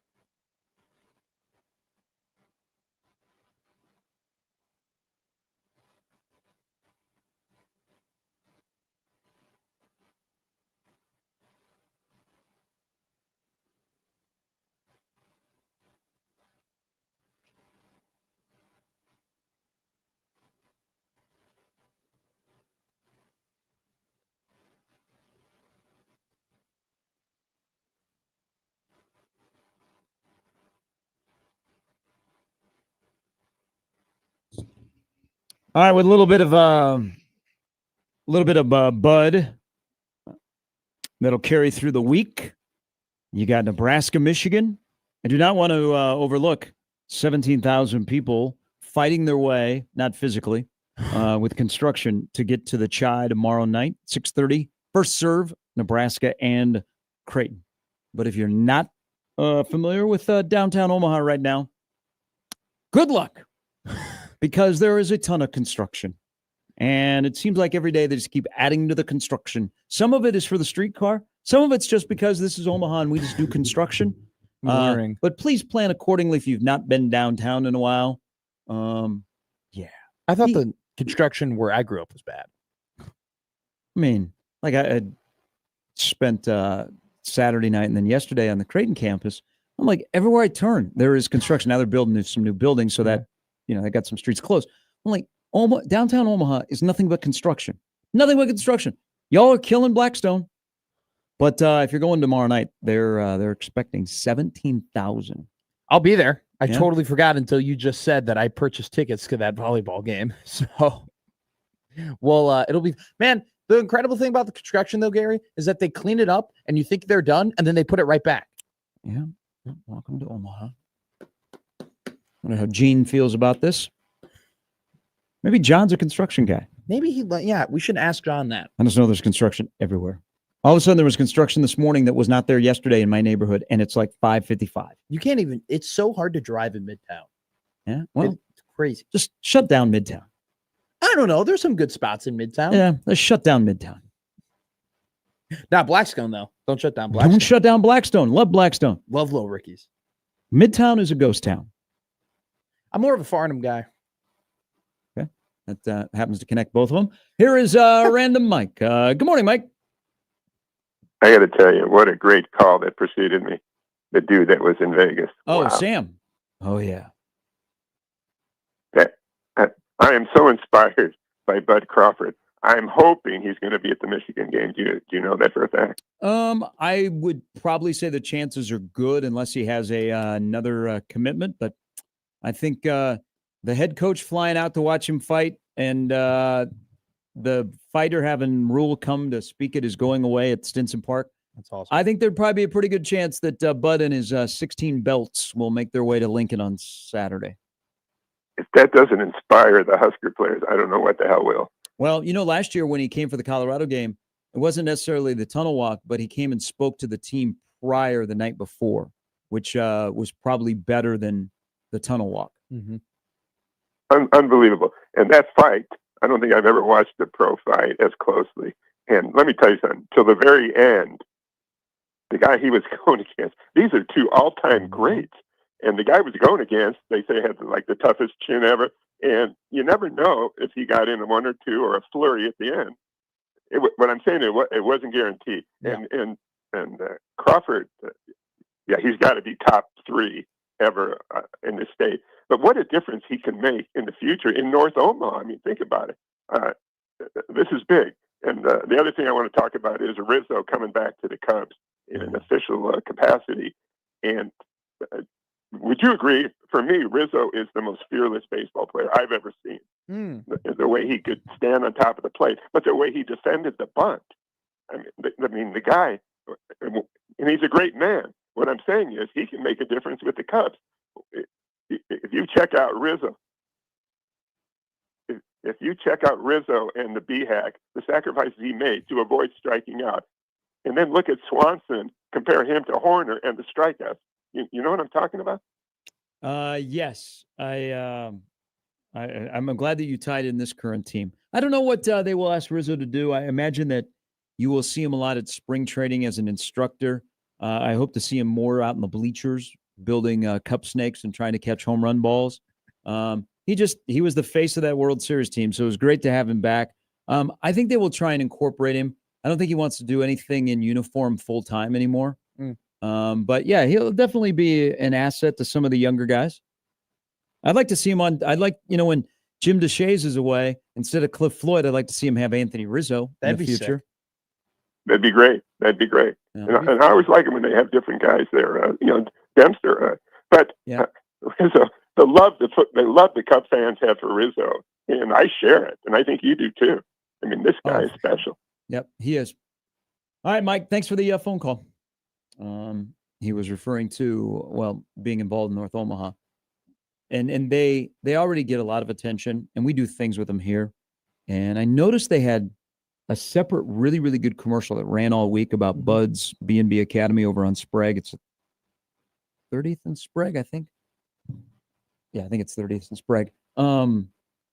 So Bud is invested in the community. The one thing, the one thing that's cool about Bud, and he's from here and he lives here, is everybody has like a picture, like a selfie with Bud or a story about Bud. That's a great point. So Stibbs tweeted out a picture that was a College World Series probably about, I don't know, Stibbs hasn't been producing for a while. He was actually in the Coke Suite. And so Chris and I went down to the Coke Suite, and I said, Bud, somebody wants to meet you. Will you come with us?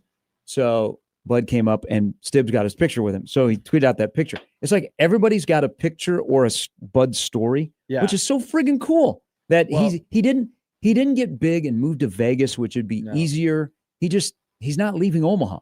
No, he's a part of the community. Like he's still here. Yeah. I think that's a great point. Like there are plenty of dudes, even like football players nowadays. Like it seems like their home base isn't where they grew up anymore either. But there were like 10 people on my Twitter feed that had their own Bud Crawford picture. Jalen Lloyd tweeted out his Bud Crawford picture. They're with the North Omaha Boys and Girls Club. Yeah, his Bud is involved in that as well. He's awesome. He's just awesome. He's just an awesome dude. He's just an awesome fighter. He's an awesome athlete. Also, too, did you catch this? He brought back Canelo's belts to him. Like he had so they caught it during Canelo's press conference.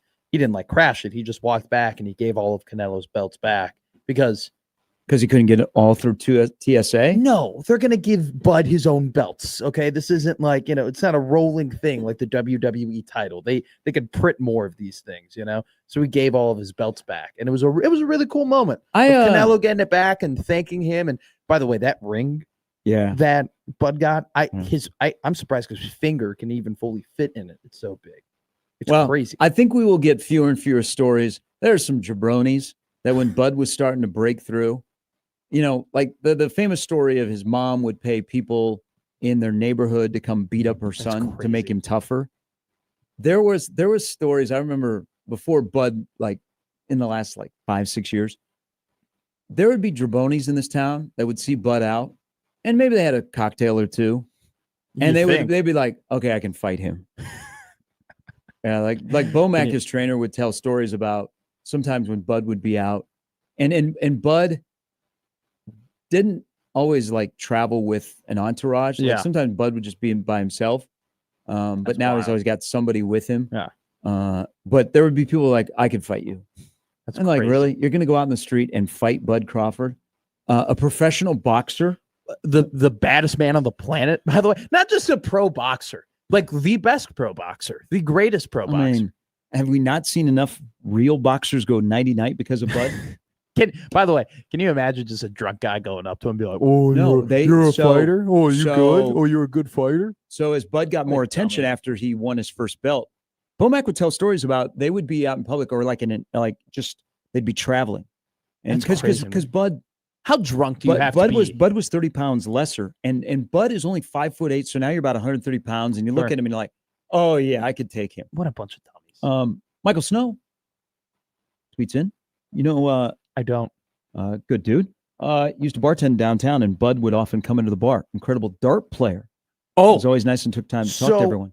I know Bud is an incredible dart player because Bud sometimes frequents a place that I frequent a lot that has incredible dart boards and has a dart league that is run by one of his siblings. I think one of his half siblings runs a dart league in a bar that I frequent. And so he is a very good dart player. Great picture. I'm pretty sure that's Terrence III. There's a picture that is out there that Terrence III was holding up a belt. Oh, that's sick. Little 10-year-old. That's dope. All right, Evan Bland will join us next. Thoughts on Michigan. Matt Rule speaks today. How much? Okay, let's break this down in the pie chart. How much of it is about his experience in Vegas, the Houston Christian game, and then what's upcoming at the end of the week? I would say because it's not the only time he speaks this week. 22% about Bud, 22% about HCU, and then that would leave me at what, 50? So I'll go 48% against Michigan, and then the other 8% will be that like opening little remark he does where he tells everybody who's injured and everybody who's banged up, and then says a guy that you've never heard before is doing great at practice and he's going to be awesome one day. I think the first question will be about the red blazer and wearing chains. Okay, In Vegas. the double Cuban, crazy. Evan Bland coming up next on 1620 The Zone.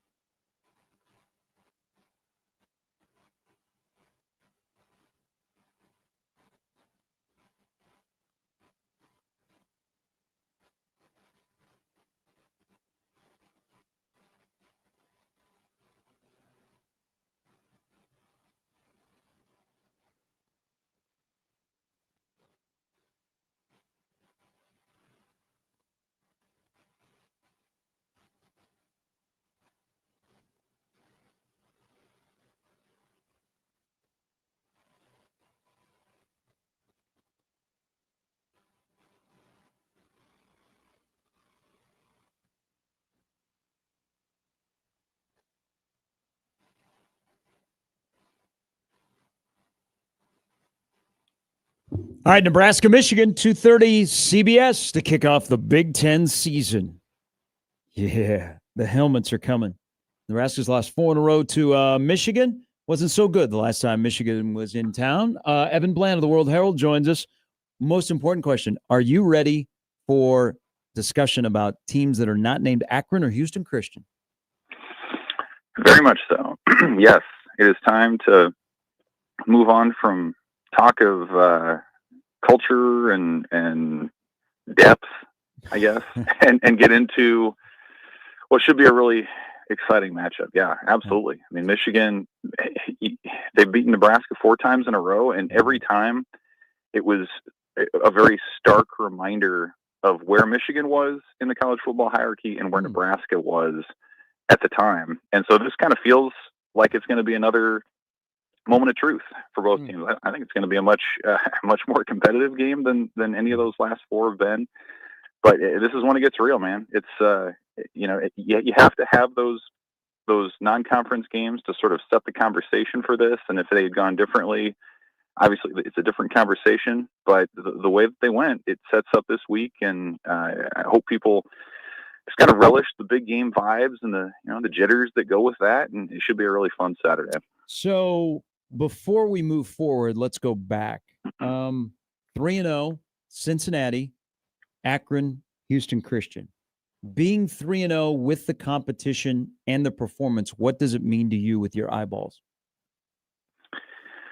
Well, I said before the season, I thought Cincinnati was going to be one of their 3 or 4 most important games of the year, just because you didn't know what they had and the atmosphere was what it was. I still think Cincinnati could be a decent team this year, and they win a 1-score game, which was probably important for their psyche. And then really the last 2, as we've talked about for a couple of weeks, was about like, where's the motivation coming from this team? And it does feel like it's internal and not based on the scoreboard and things. So like, I was thinking about this the other day.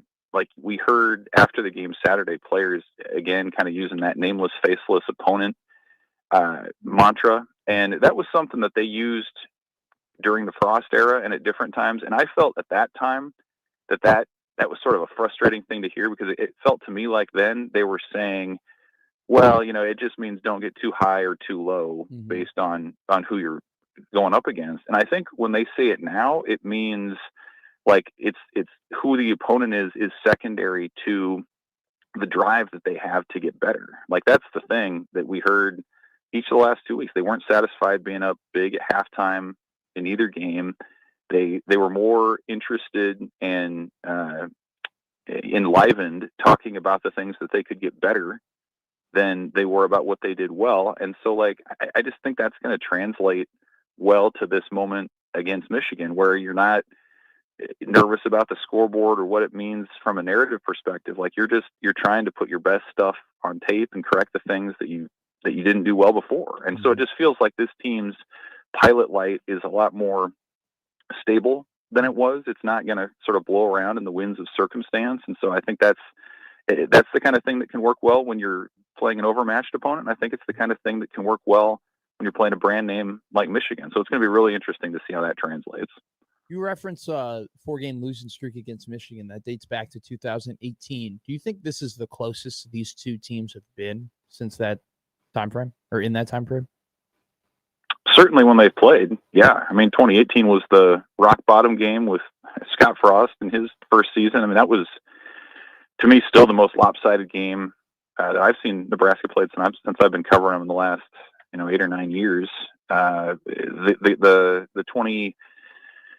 The 22 game out there at Michigan, like, they barely were able to score. Obviously, the 23 game in Lincoln, it was a steamroller. You did have the one in 21 that was pretty close. That was exciting. Like, that still felt like it was Nebraska coming up, like rising to the occasion, and Michigan just kind of finding a way. So I over the course of the year, Michigan was a much better team. So yeah, I do. I think this is the closest that these programs have been. Nebraska's being built on, I think, talent and culture in a more sustainable way than they have been. You look at Michigan, they're going to have an interim coach and a first-year quarterback, and their identity is still being formed, I think, with what they have right now. It's in Lincoln. So yeah, I think these programs are closer than they've been, but you still, like, even though Michigan's not what it was 2 years ago, if you beat that team, that's the kind of result that's going to get people's attention nationally. You still get the benefit of besting that brand. And so the stock for Nebraska, as high as it's been the last 2 weeks, can go through the roof if they find a way to beat Michigan and do it in a way where they're controlling the line of scrimmage and they have the better skill players and that sort of thing. So major opportunity ahead. But yeah, I do think this is a game. Vegas, what do they call them? A 1.5 point favorite for Michigan. So odds makers see this thing as a toss-up, and I tend to agree. It should be a great one. More confidence that Nebraska will be able to put the ball in the end zone offensively or keep the ball out of the end zone defensively? I have more confidence that they're going to be able to score. I think with what we've seen from Raiola these first 3 games, very few mistakes, 80% clip of completions. Like it just feels like that's going to be an area where I think they're going to be able to move the ball. Emmett Johnson feels like this could be a big game for him. The Bryce Underwood piece on the other side is really intriguing to me because I think 2 weeks ago you probably wouldn't have talked about him as much as a mobile quarterback, but what he did with Central Michigan, man, that's going to get anybody's attention. 2 rushing touchdowns and just looked electric and has that ability on third and medium to just break a defense's back. So I think that matchup is the one to me that you watch in the game, where if you're Nebraska, ideally you probably want to get Underwood to throw the ball and rely on your secondary to make plays and try to keep him contained. But if Brandon Sorsby for Cincinnati did what he did a few weeks ago against Nebraska, I think Bryce Underwood has every ability to do something similar. So how is Nebraska adjusted from that? How are they able to contain Underwood, make him a passer, again, as a true freshman on the road? If they can do that, then that's a major step forward. But I still have more confidence that Nebraska is still skill players, their veteran offensive line. Luke Lindenmeyer is a tight end. Like I just think those guys are more equipped to move the ball. So it might be a little bit, maybe more of a higher scoring game than we've been accustomed to seeing between these two teams. How nice has it been to just not worry about the offensive line? I mean, is it just, are we for sure that this just unit is solid and they are going to, get the push up front and make the run game better and protect Dylan? Or do you think that, hey, we're going to really find out what they're about this week too? Yeah, for sure. I mean, that's like every other position. Like you can't really fully judge it until you're playing a power league peer that has the same resources and that sort of thing. I mean, Michigan's defensive front has been ferocious for a long time. So yeah, we'll find out in that regard, but it's been pretty low maintenance, right? Like knock on wood, guys have been healthy and, they have found ways to get pushes and generate stuff in the run game. Certainly the last 2 weeks, you haven't had really any protection issues with Raiola. And I think he's helped out on occasion by taking off and running downfield for a few extra yards too. So for sure, I mean, this is kind of a prove it game or a litmus test for a whole bunch of positions. I think that's certainly true with the O-line. I think they're going to hold up well. I mean, that interior especially, you've got seniors who've been through the grind many times in Evans and Spindler and Latofsky, and you haven't really heard much about the tackles. Like there hasn't been much talk about Gatula and Teddy Prohaska, which is a good thing when you talk about just like guys doing their job and it's just kind of assumed that things are going to go well. So I think that's a position you probably feel pretty good about going into this week. And I will say I hold Lutovsky to a high standard because I think he can compete to be, like in an all Big Ten team. Mm-hmm. And I hadn't seen that the first 2 weeks. He was really, really good on Saturday. Evan Bland of the World Herald joining us. So as we've made it through the first 3 games, and Nebraska got to play 108 2 weeks ago, they got to play another 100 guys. What's your thoughts on what you see as the future, whether it be young guys that are in the regular rotation or guys like Latif, some others that will maybe play this year, but we're looking down the road to them contributing, albeit next year or the following year. How do you think Nebraska's done a good job of introducing us to the future while also playing some of those guys in key spots that are the future?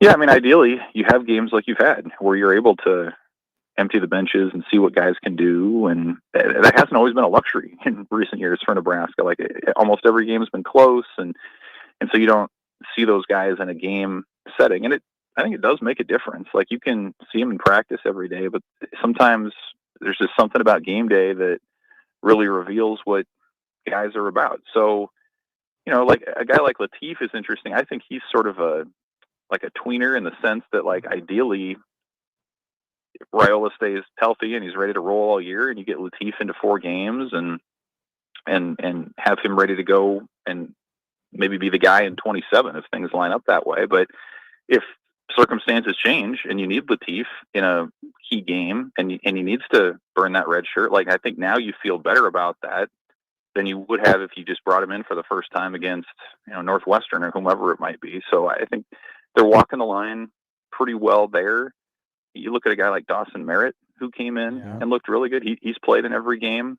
I asked him afterward, I was like, is redshirting a conversation for you? He's like, no, we haven't talked about it. So like you can determine that level of confidence based on what you see in a game. And Nebraska is very confident in what he's got. And so I think he's going to be a contributor this year, and he'll be a mainstay in the next couple of years when, Javen Wright and Marquess Watson Trent move on. So you're learning little bits about a lot of guys. Ideally, you're setting it up for future years, assuming you stay healthy. Mm-hmm. But like these are the games that you think back on when you get into October or November and guys are banged up and you have to dip into that depth a little bit. And I think you feel better about that based on what happens now. That's what happened last year with Gunnar Gatula, where he was the preseason 3rd string. He comes in, Emmett Johnson a few years ago, he was the 4th string running back to start the year. And he ended up finishing that year strong. So like these things happen every year. You don't really know where it's going to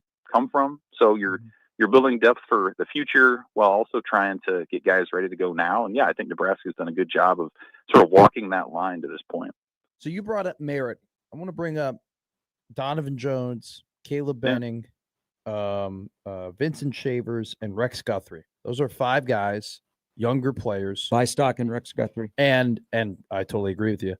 Those are 5 younger players. And not only have they just been playing against HCU or Akron, they also, some of those guys got some action for Cincinnati. And it seems like they're going to be a legitimate part of this defense. And the one thing in common between all 5 of those guys, Evan, that I've found is that they just hit. I mean, they are hitters. They will rock guys. They will play physical, controlled chaos.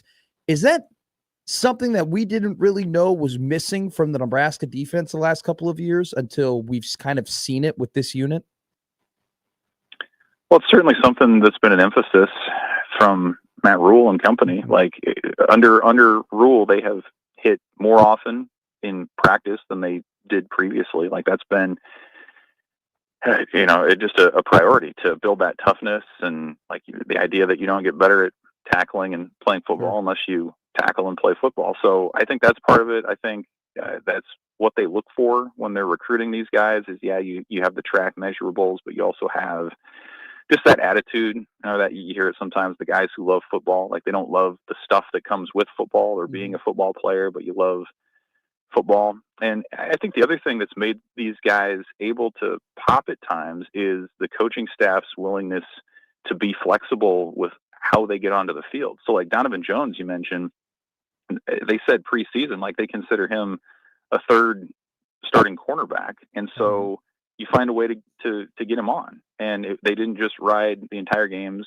with Andrew Marshall and Sear Wright. Like they got creative and got Donovan Jones on the field. You talk about Cade Petschak, who has the big game a week ago. Like he was number 3 at defensive end. And so what Nebraska coaches do, they said, we're going to try him out at tackle and see how that goes. And it went pretty well. And now he's going to be, he proved that he was ready to be a rotational contributor in that way. So I think it's some of it's certainly what the guys are and how they've recruited, but I also think it's the vision to like get them on the field and creatively and give them a chance to do something. I think you've certainly seen that from a lot of guys here through 3 games. And this is going to be a fun week. This is why we're all in it. And we get the helmet game and the big game. And I know you'll be really, really busy.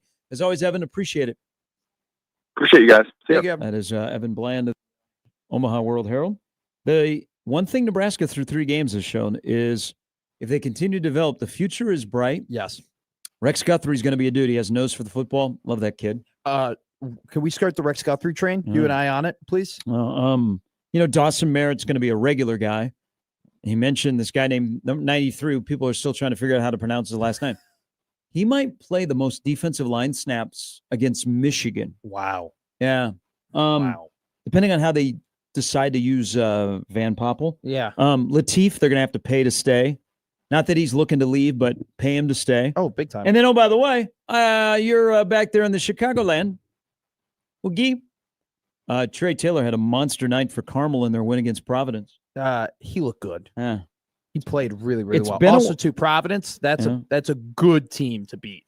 It's been a while since you could watch young players play and then other players that are young that don't need to play. Mm-hmm. And you go, okay, I can now start to see something. So been able to do that the last 2 weeks. But they have some young guys, the backups on defense, that got to play some when the game was still kind of interesting. Got to play, and they definitely held their own. Yeah. All right. Last hour is upcoming. We're going to talk about no secrets in this town. No secrets. You've teased this, and I've been waiting. No secrets. Yeah, you can't keep a secret in this town when it comes to one thing, and one thing only. Okay. That's coming up next. Plus more thoughts as we get you ready for Nebraska, Michigan week on 1620 The Zone.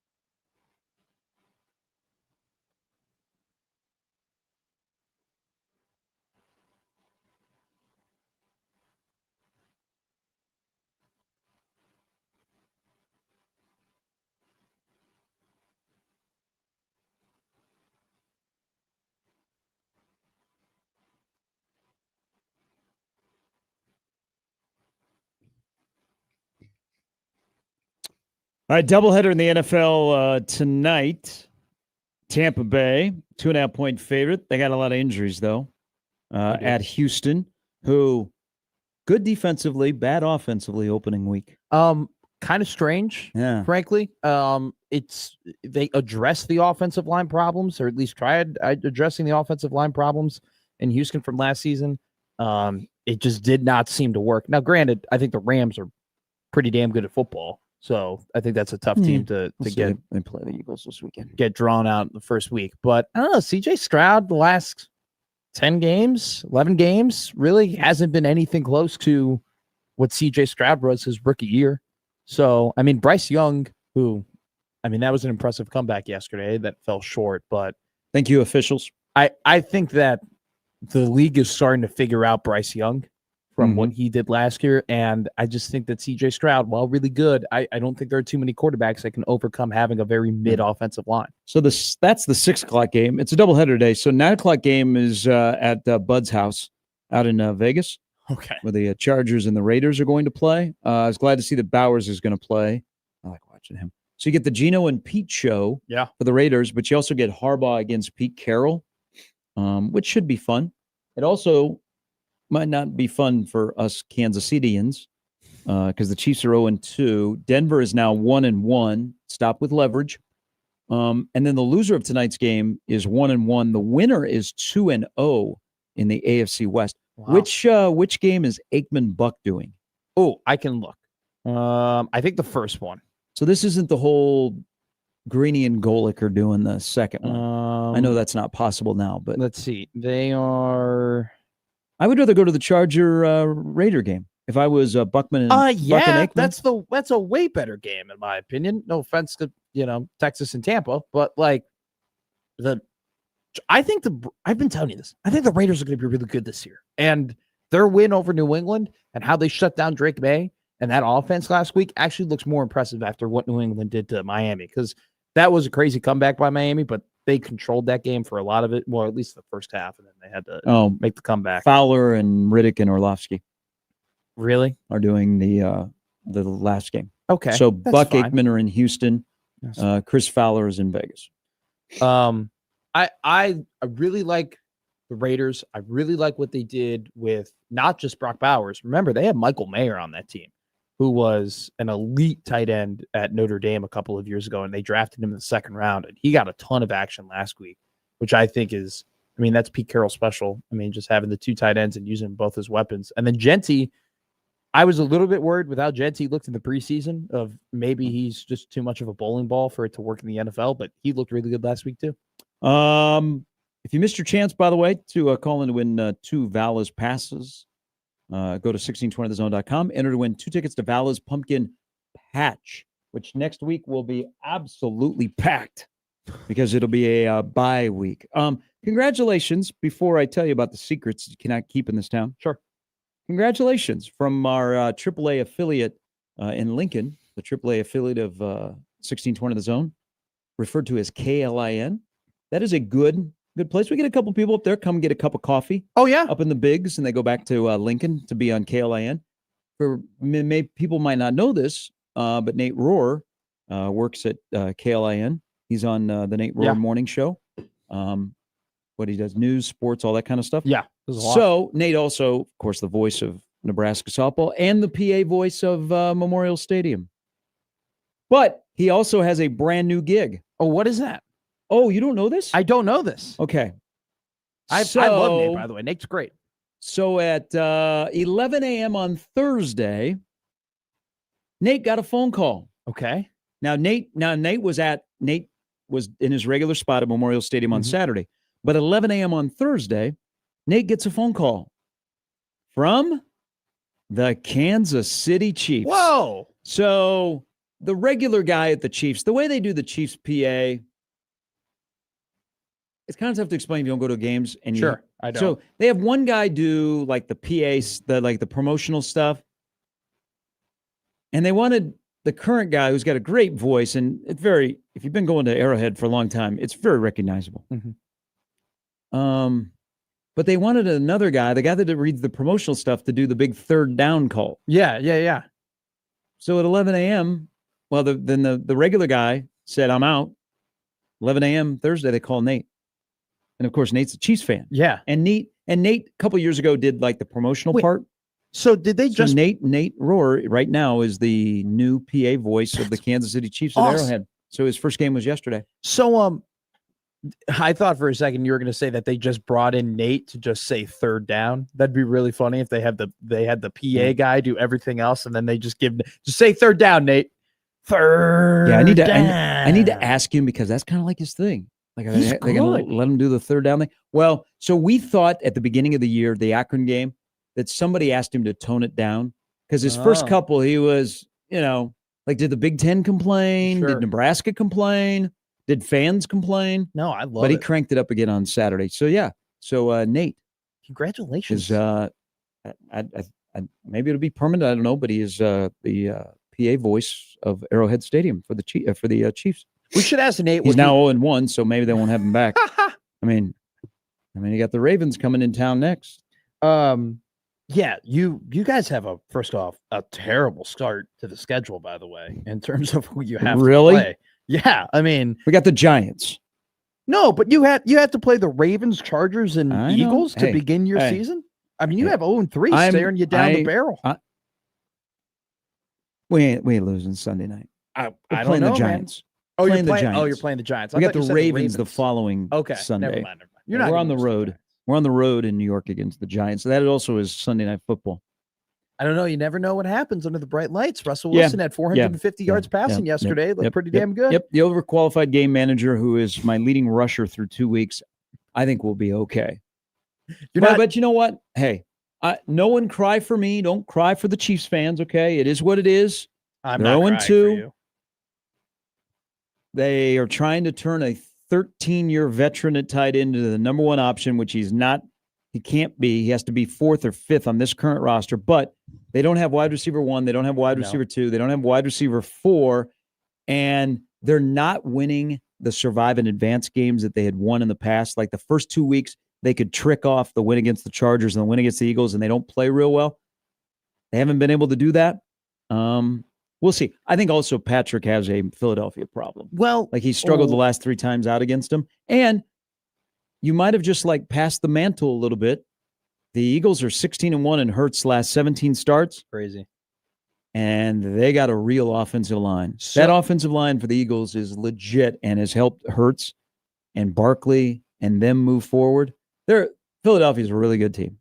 But had chances yesterday. You think you guys were caught off guard with how much they sent pressure? Because they sent pressure a lot yesterday. Who, the Chiefs? No, the Eagles sent more blitzes. Than not a surprise. Well, the Chiefs. So the Chiefs pressured on 16 of the 25 dropbacks.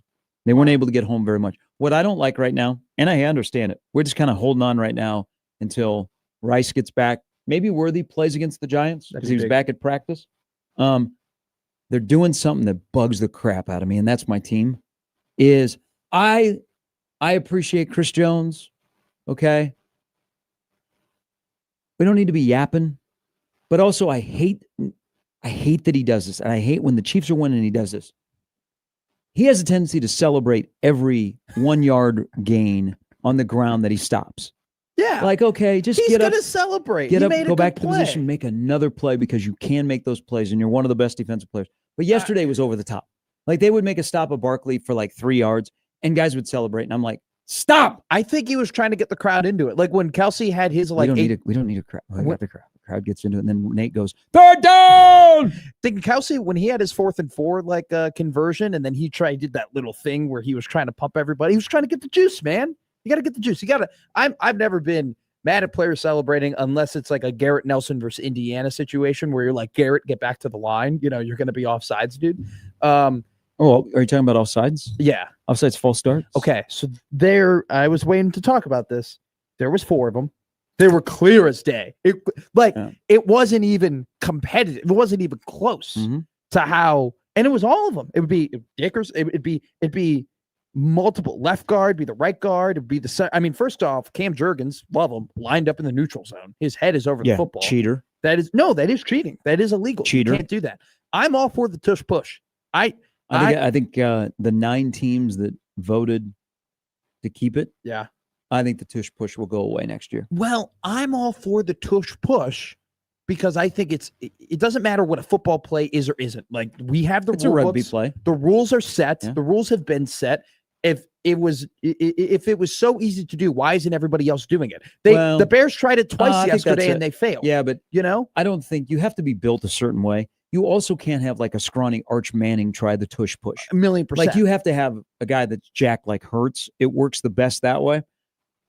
I'm not against the tush push. It's a rugby play, but as long as it's legal, you find every possibility to within the rules use something to your advantage.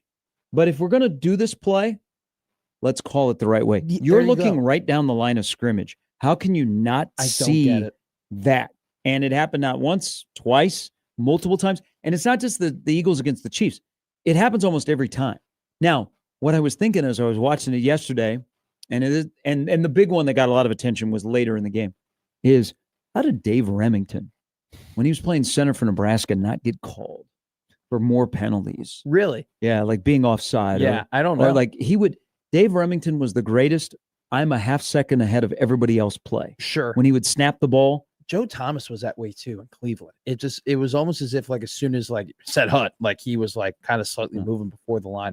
Man, I've been a tush push defender, but it's just like they're committing penalties when they do it now. Just call it when you commit the penalties. You know, unfortunately, I had to watch Caleb do the tush push twice yesterday, and he's got the upper body strength of a snail. So that was great. Sarkisian, who there's something wrong with their offense, tried it against Ohio State with a scrawny quarterback. Does not work. All right. Tomorrow, we'll have a special guest, by the way, talk about Nebraska Creighton volleyball. So you want to stay tuned for that.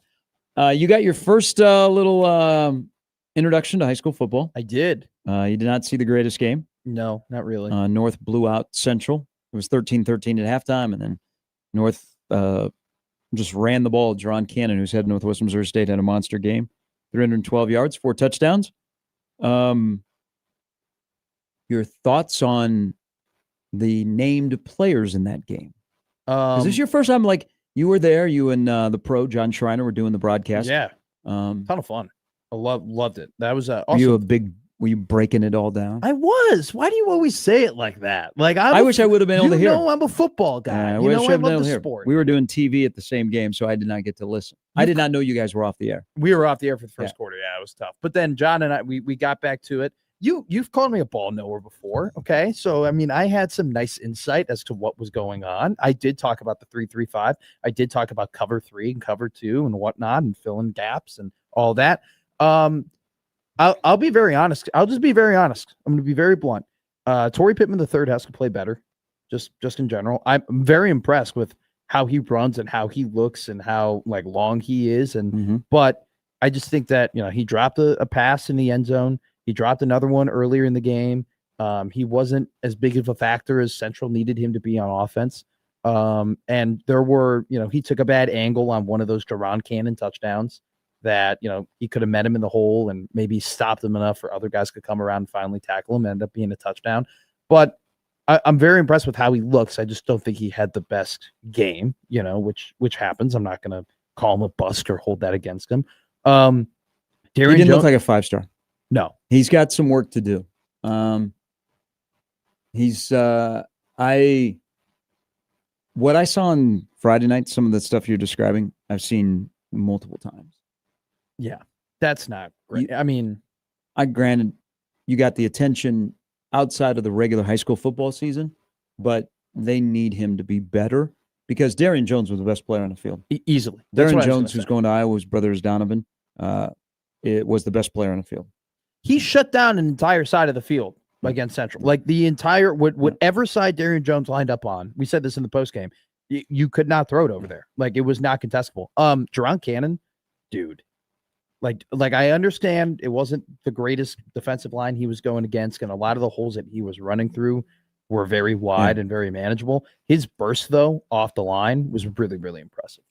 And he's been that guy for 3 years. So the other story that happened on Friday was what happened with Millard South. Did you guys discuss that on the air? No, we discussed that it happened, but we didn't go into detail or in depth about. So what Millard occurred. South had to forfeit their win in Vegas. They have to pay a $500 fine. Their head coach, Coach Mendenhall, suspended for. He didn't get to go out to Kearney and watch them just crush the Kearney Bearcats 72-0. 72-0. Crazy. People on Kearney were chirping at me. They're like, "Hey, wait till," and I'm like, "Wait till Millard South's defense comes out there. You may not get a first down." But Coach Mendenhall was suspended for 2 games. They have a volunteer assistant who is suspended for a year for violations of a NSAA law. If you didn't already know, in this town, and high school sports is a huge thing. Like people are very passionate about their high school sports. Whenever I start talking about high school sports on the air, I get a lot of response. Whether it be coaches, whether it be parents, administrators, people have an opinion about high school sports, and high school sports matters here in the Omaha area. Oh yeah. And there's not necessarily prep sports in this area is not necessarily headed in a positive direction with a lot of things that are going on, but there's a lot of people that care and are trying to look for solutions. And the NSA, of course, is trying to balance who they are and what they do and making sure that they take care of business and, maybe level the playing field as much as they can. But one thing I've learned in all the times being around high school sports is there are no secrets. So there are absolutely no secrets, and people like to talk about things they hear that's going on, or they know exactly what's going on and they tell you what's going on. And I think whether it be West Side most recently or Millard South right now, and whether you're violating stuff or not violating stuff, the more you win, the more success you have, the more attention, and everybody thinks that you're cheating. It is such a damn petty thing when it comes to high school sports. Now, there are some things that are very much illegal and need to be called out, and they are. And I've noticed this like in the last year and a half. And maybe this is a whole Millard South thing, is Millard South is just destroying teams. Yeah. Okay? Their offense gets a lot of love, and Tamala was fantastic on Friday night, and he's well worth the trip to go watch him play. Their defense is the story. Millard South's defense is filthy. But there's so much pettiness.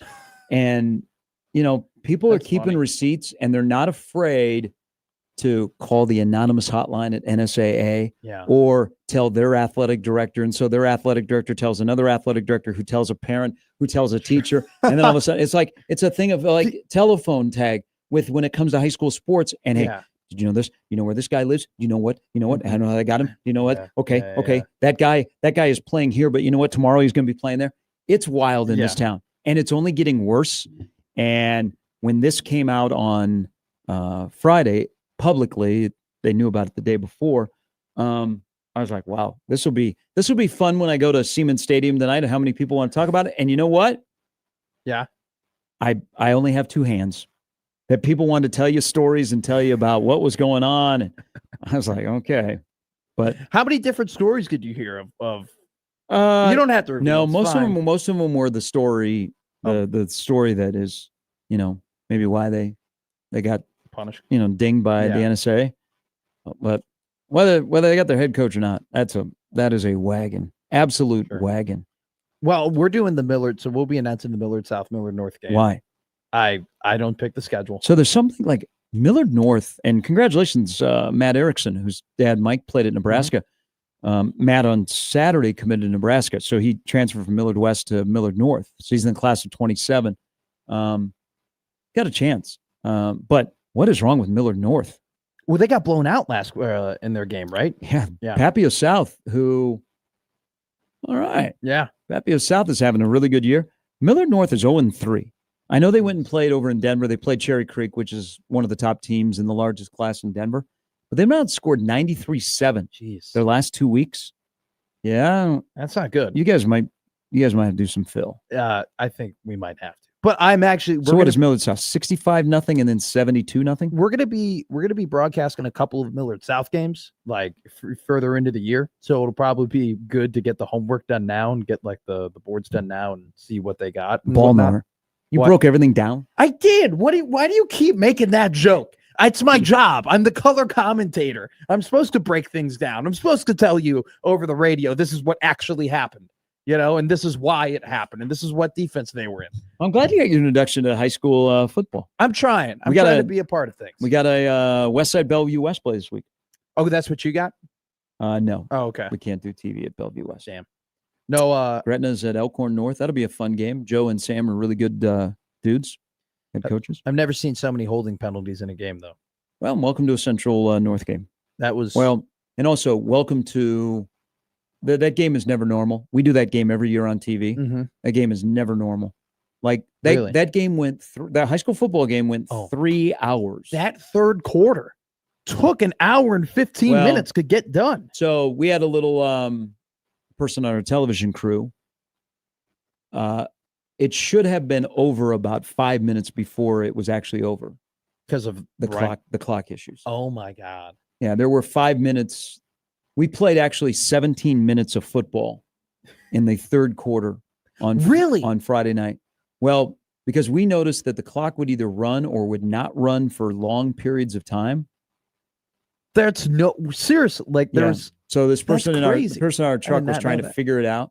Now, you also had in this game where, remember, anytime North and Central play, and by the way, it was actually like really, really quiet. Like in the stands, it was quiet, but a great crowd. Like Siemens Stadium was packed. It was so long. You had in this game, you had the official. He came over to the sidelines, blew the play dead, came over to the sidelines because there was another clock issue.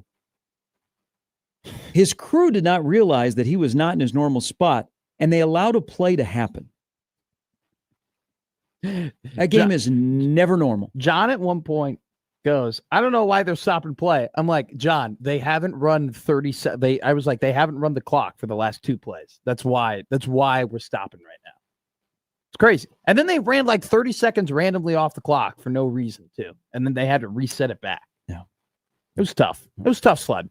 All right. Well, I'm glad you got introduced to high school football. I know. I'm probably gonna be blowout central for the next couple of weeks for me, and then we'll get. So, who do you guys have? You have like back-to-back Millard South games? I think we have back-to-back Millard South games. Yeah. Hasn't Shriner already done one Millard South game? Yeah. You do Millard South? I don't know for sure. Millard Don't West? quote me. Don't quote me. I don't know. I don't fully know the schedule as Shouldn't well you? as I should. I'll probably but I just take it one game at a time. I'm just trying to go 1-0 every week.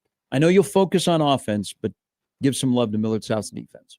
I'll give love to everything. I'm a ball knower. I'm a impartial announcer.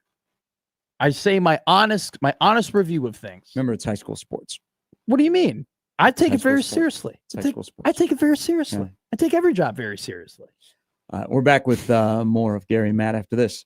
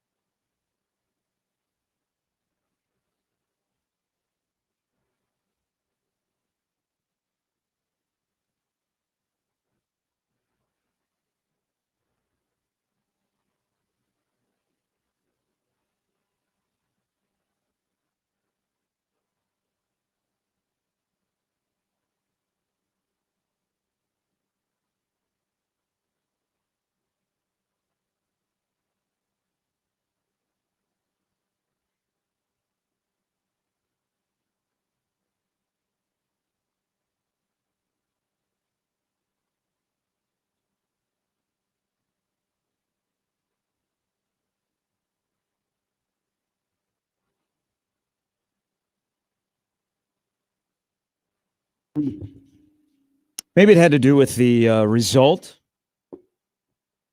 But outside of the opening, when TV shows the team and first drive, people didn't talk about the red uniforms. I think Nebraska will wear them again. And I actually wouldn't be surprised if they wore them again this year.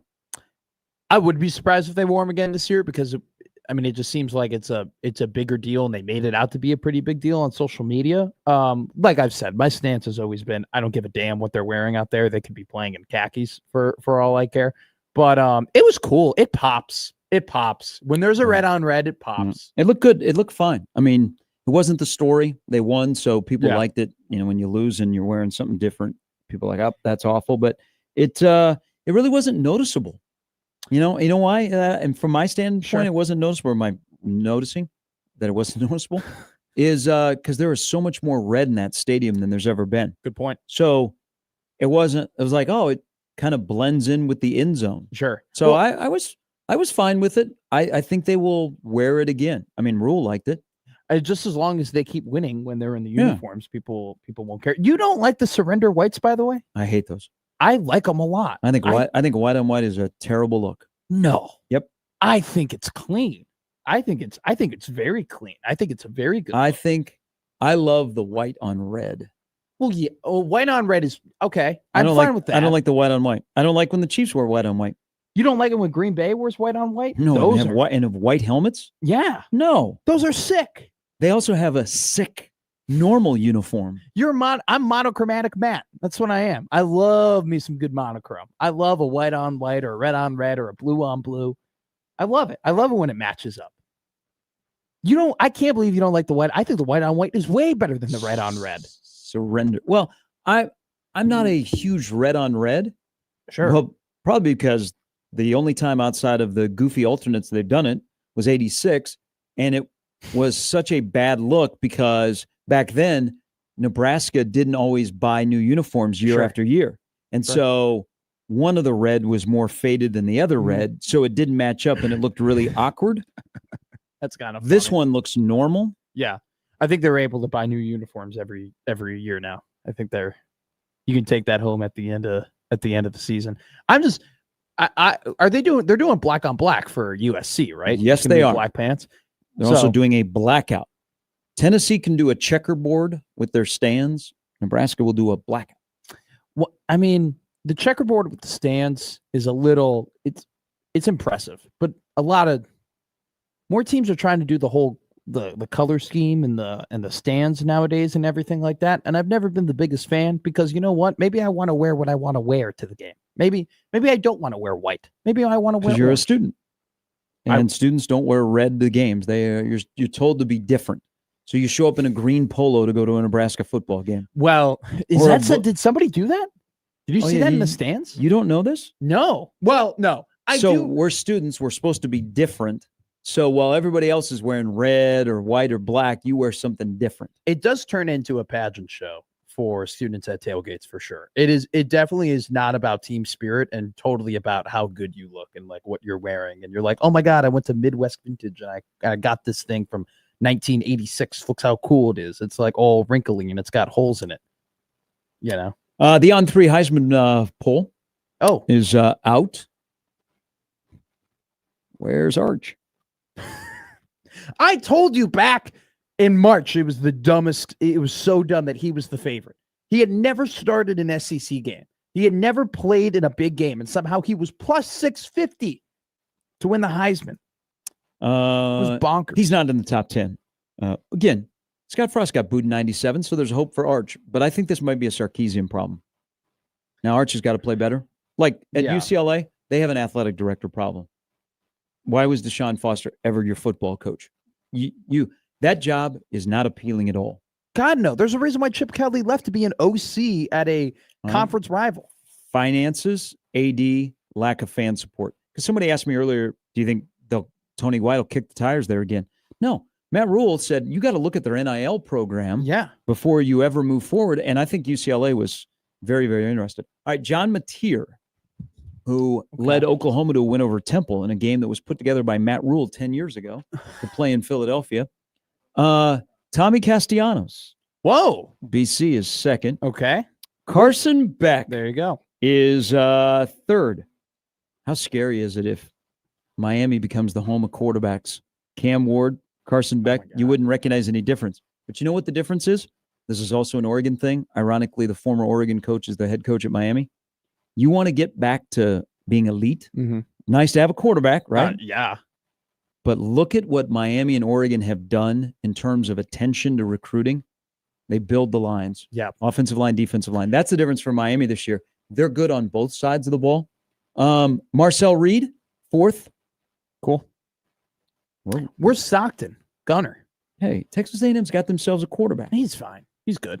They got themselves a I'm quarterback. not disparaging him. He likes throwing to the tight end that people are like, oh, an unknown tight end. I mean, they went to An South. unknown tight end. He's Bo Richter. Went to South Bend and they dropped 41 on Notre Dame. That's embarrassing for Notre Dame. Diego Pavia is fifth. Cool. Where's Wow, you are not.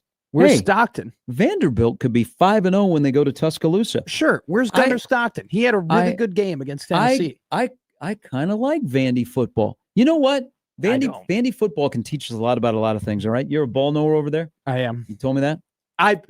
You've called me a ball knower before. RJ went up to Larry Martin and said, "I'm a ball knower." I've never said that to him. Him and we were just talking about Northwestern football, and he appreciated it. Joliet Catholic. You're like, I got a big brain. Let me tell you, I've told John Butler many times this is what he should do. This is what I think you should do. No, but I've had great combos with Tony White.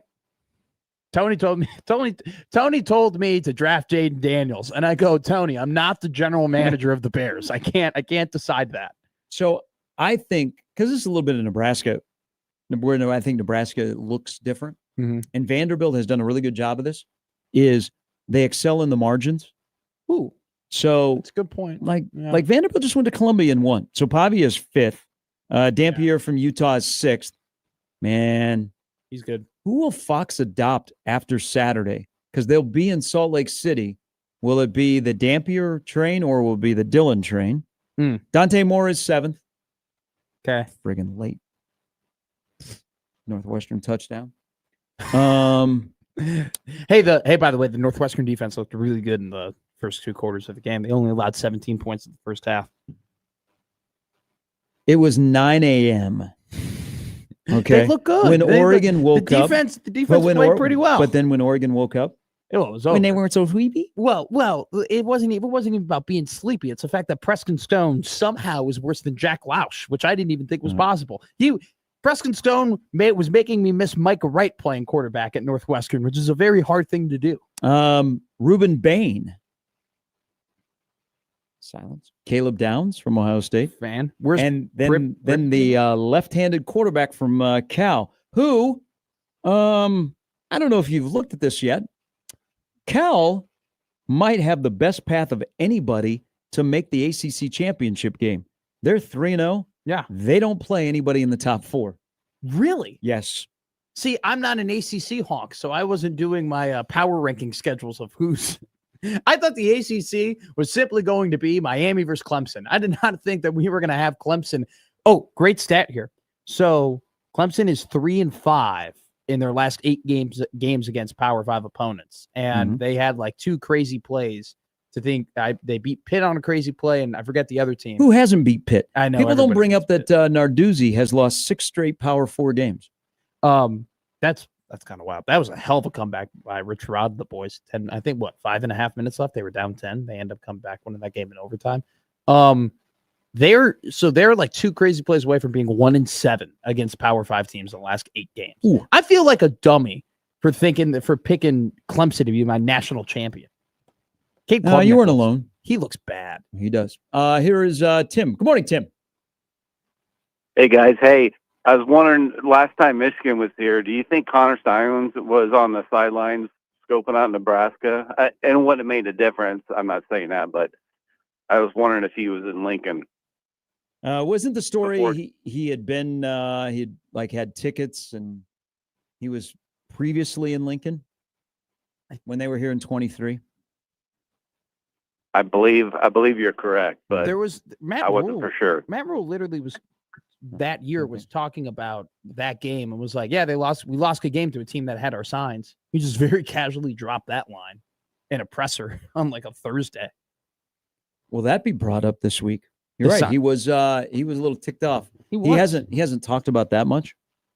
No, I don't think it'll be brought up. What is there to bring up? It happened. It's over. They got punished. I mean, literally the coach of the team isn't going to be coaching because of it. To say because of that, we're going to treat you like Akron. Treat you like no one ever got on my bit, by the way, that I have a new word for ASS, and it's Akron.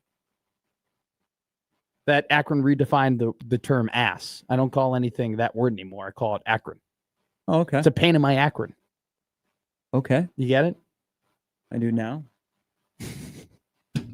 The best jokes are the ones you have to explain.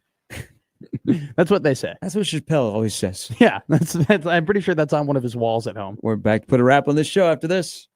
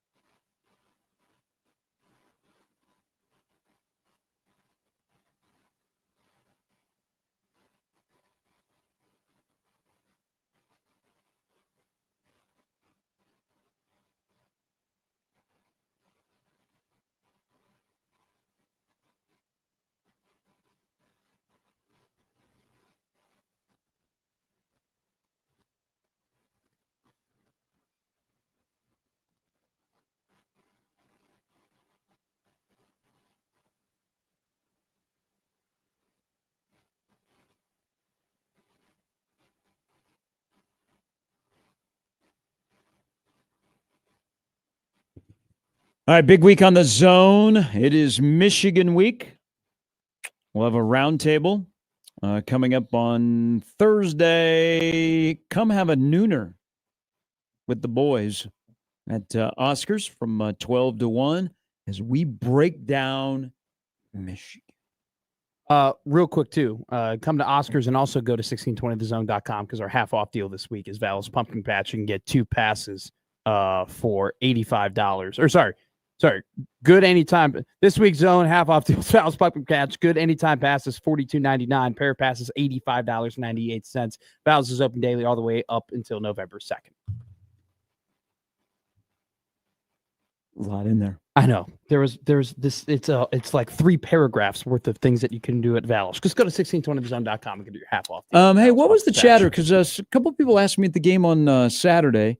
Was there something brought up after we were off the air on Friday about 1620 and 1019? There was something like they were trying to make. I think they're making jokes maybe about like us being on like the Big Red Overreaction was on 1019 the Keg. Yeah. And why so, can't we just stay on 1019 the Keg? You want to be 1019 the Zone? FM Sports Talk is where it's going.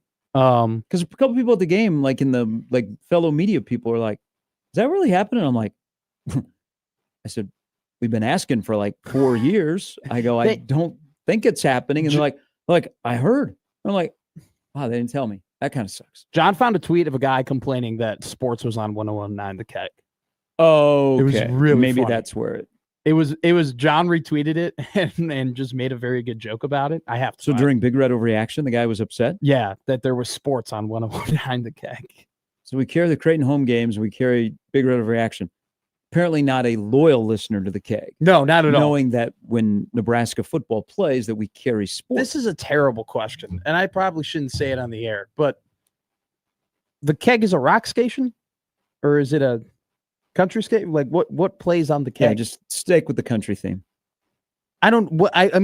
The Keg doesn't really I don't think of a genre of music when you tell me that you're the Keg. You've never listened to the Keg? No, I haven't. Have you ever gone over there in this building where the Keg is? No. Have you ever met anybody that's on the Keg? No, I don't think so. How long have you worked here? 9 months. Okay. I listen to 1620 The Zone. That's what I listen to. The station is literally like right there. And I listen to Mina Kimes. She's great. She's not on the zone. I wish she's she not on the was. Keg. The station is like right there. I'm aware that it's there. I see it. Why would I go in there? I'm not on the Keg. You don't interact with anybody because the couple of people that are on the Keg, you walk by on a daily basis. Well, I'm sure I see the people that are on the Keg and I talk to them, but I'm not. And that would be Mike Neville. Good job. Mike does a great job in the afternoons. Somebody else is very prominent. He'll come in here all the time and chirp at me. Crash? Crash is the morning guy on the Keg? That's what I thought. Okay. I just didn't know their names. No, I did. I just said their names. I just said Crash and Mike. I like them. They're good people. You like the music they play on the station? I just asked you what was the music they played. So no, clearly I don't like it. I don't know. But so if you knew both of those guys, Yeah. what would you think is Rock. their genre? Rock. Yeah. Crash looks like a rock guy. More classic rock. Mike could be Mike looks like any type of dude. I could see Mike working on any type of station. But Crash is rock. He gives off that vibe, you know. Because he drives a motorcycle and Yeah. And he always has his sleeves rolled up. He's like Bill Ramby. Does all the time. Really? He always has a I sleeve. guess I've never noticed that, Crash. You don't notice those things about people? You gotta notice those things about people. Known Crash forever. I guess I don't stare at his sleeves being rolled up. I always stare at people's Well, sleeves. sometimes he stops in and because he has something else on the side when he's dressed up. I guess I will pay more attention to a guy's sleeves rolled up. First time I met Crash Davis, he said, I go, "Hi, Matt McMaster. Nice to meet you." He goes, Hey, "Real Master." That's not how I talk. Somebody told me that I don't have a Chicago accent, that I have a New York accent, which is just not true. I mean, I'm not from there at all. But Clearly. Clearly. I mean, when I talked to Colin from White Plains and Connor Happer, you can tell. Well, you can also tell I'm not from downtown Chicago either. But I met Crash Davis and he goes, "Real name?" And I go, yeah. That's on my birth certificate. Matt McMaster. He goes, "Cool." I just like it when a guy named Crash was like, that's got to be made up, right? I don't know. I mean, who knows? That might be his legal name. What if I name, dude, that would be a great name for my kid, Crash McMaster. Yeah. I mean, maybe you should ask him if he's a big fan of Bull Durham. That went over my head. You not watched it? I haven't. I saw Bull Durham once, and I forget every part of that movie. That's not The Natural, right? That's a different baseball movie. God, I'm really disappointing you right now. So yes, The Natural and Bull Durham are both baseball movies, but they are not the same movie. That's what I thought. Okay. I was just confirming. Both have, I guess you would say, legendary actors that are the leads. Yeah, I don't know them off the top of my head. They are not on the keg either. Okay, Yeah. Thanks for clarifying. But they probably do like the music that is played on the keg. Rock or country? Rock. Okay. It is not a country station. We were going so well. It was established it Michigan, wasn't. Nebraska week. Oh, tomorrow I have all the PFF grades. By the way, I've just been waiting for it to No. drop them. I didn't know. It's Houston Christian. Is today PFF? No. I have Michigan's PFF grades too. Okay. Tomorrow's PFF day. I didn't want to PFF you out already. All right. Let's finish the show. Oh, this ought to be good. Good morning, Jesse. Good morning. I want to talk about the accent. Thank you, Jesse. All right. So what I'm hearing is not really a strong Chicago accent. It's more of a Great Lakes accent. And the person that said you have a New York accent, I'm going to assume they meant like an upstate New York accent, because people from like Western New York, Buffalo, it's kind of, no offense, it's kind of a nasally thing. Yeah, Chicago does it. But like, for example, say the name of the city, Rochester. Rochester. Just say it. Rochester. Yeah. And you're dragging that O, the ah. You're like, Rochester a little bit. Yeah. The Great Lakes people do that. Upstaters do it. Chicagoans do it. It's a Great Lakes accent with a little bit of upstate New York. So I'm unique. Yes. Thank you, Jesse. You didn't need to tell me that. I already knew Jesse, that. I appreciate Jesse it. is a worldwide traveler. Oh, okay. I didn't know if Jesse was like a speech pathologist or something. A speech doctor. Somebody who works on the speech with people. Okay. Tomorrow, Nebraska and Creighton volleyball play. We will talk about it. 17,000 people will be there. Will you be one of them? Yes. I'll be there too. Can't believe you forgot you bought tickets. You bought tickets a while ago, right? I bought tickets 2 weeks ago, and I totally forgot until you're like, Creighton, Nebraska play. And I'm like, oh, yeah, I'm going to that. Thank God I didn't schedule anything else. All right. We are on to Nebraska, Michigan. Matt Rule speaks here in a couple of hours. He'll talk about his experience going to Bud Crawford. 22%. Houston Christian. Oh, I think that'll be right off the top. Oh, it'll be the first question. Hey, Coach, how was it going to Vegas? How did that all, get brought up and everything? What was the timeline for you? And then he'll talk about it, and then he'll probably say something. Bud is so excellent, and that's what I tell my guys: excellency. You have a guy like that, Bud Crawford. I mean, his commitment. He'll go in a little. This is why Bud is great type deal, and this is what we have to do in order. If only to could do that in a replicate Matt Rule accent. I cannot. Which he definitely has an accent. I think there was somebody who was a Carolina Panthers fan. I found a video of him doing a Matt Rule impression, and I didn't even know that was an impression that could get done. All right. We'll be back in tomorrow. Yes, another day closer to Nebraska, Michigan. Are you pounding your fist right now? Are you just because I'm landing the plane? Yeah, after the keg. This is a good one. This is what the 940 segments always are. It's just Matt being an idiot. All right, crossover. We can sell that. Crossover is coming up next.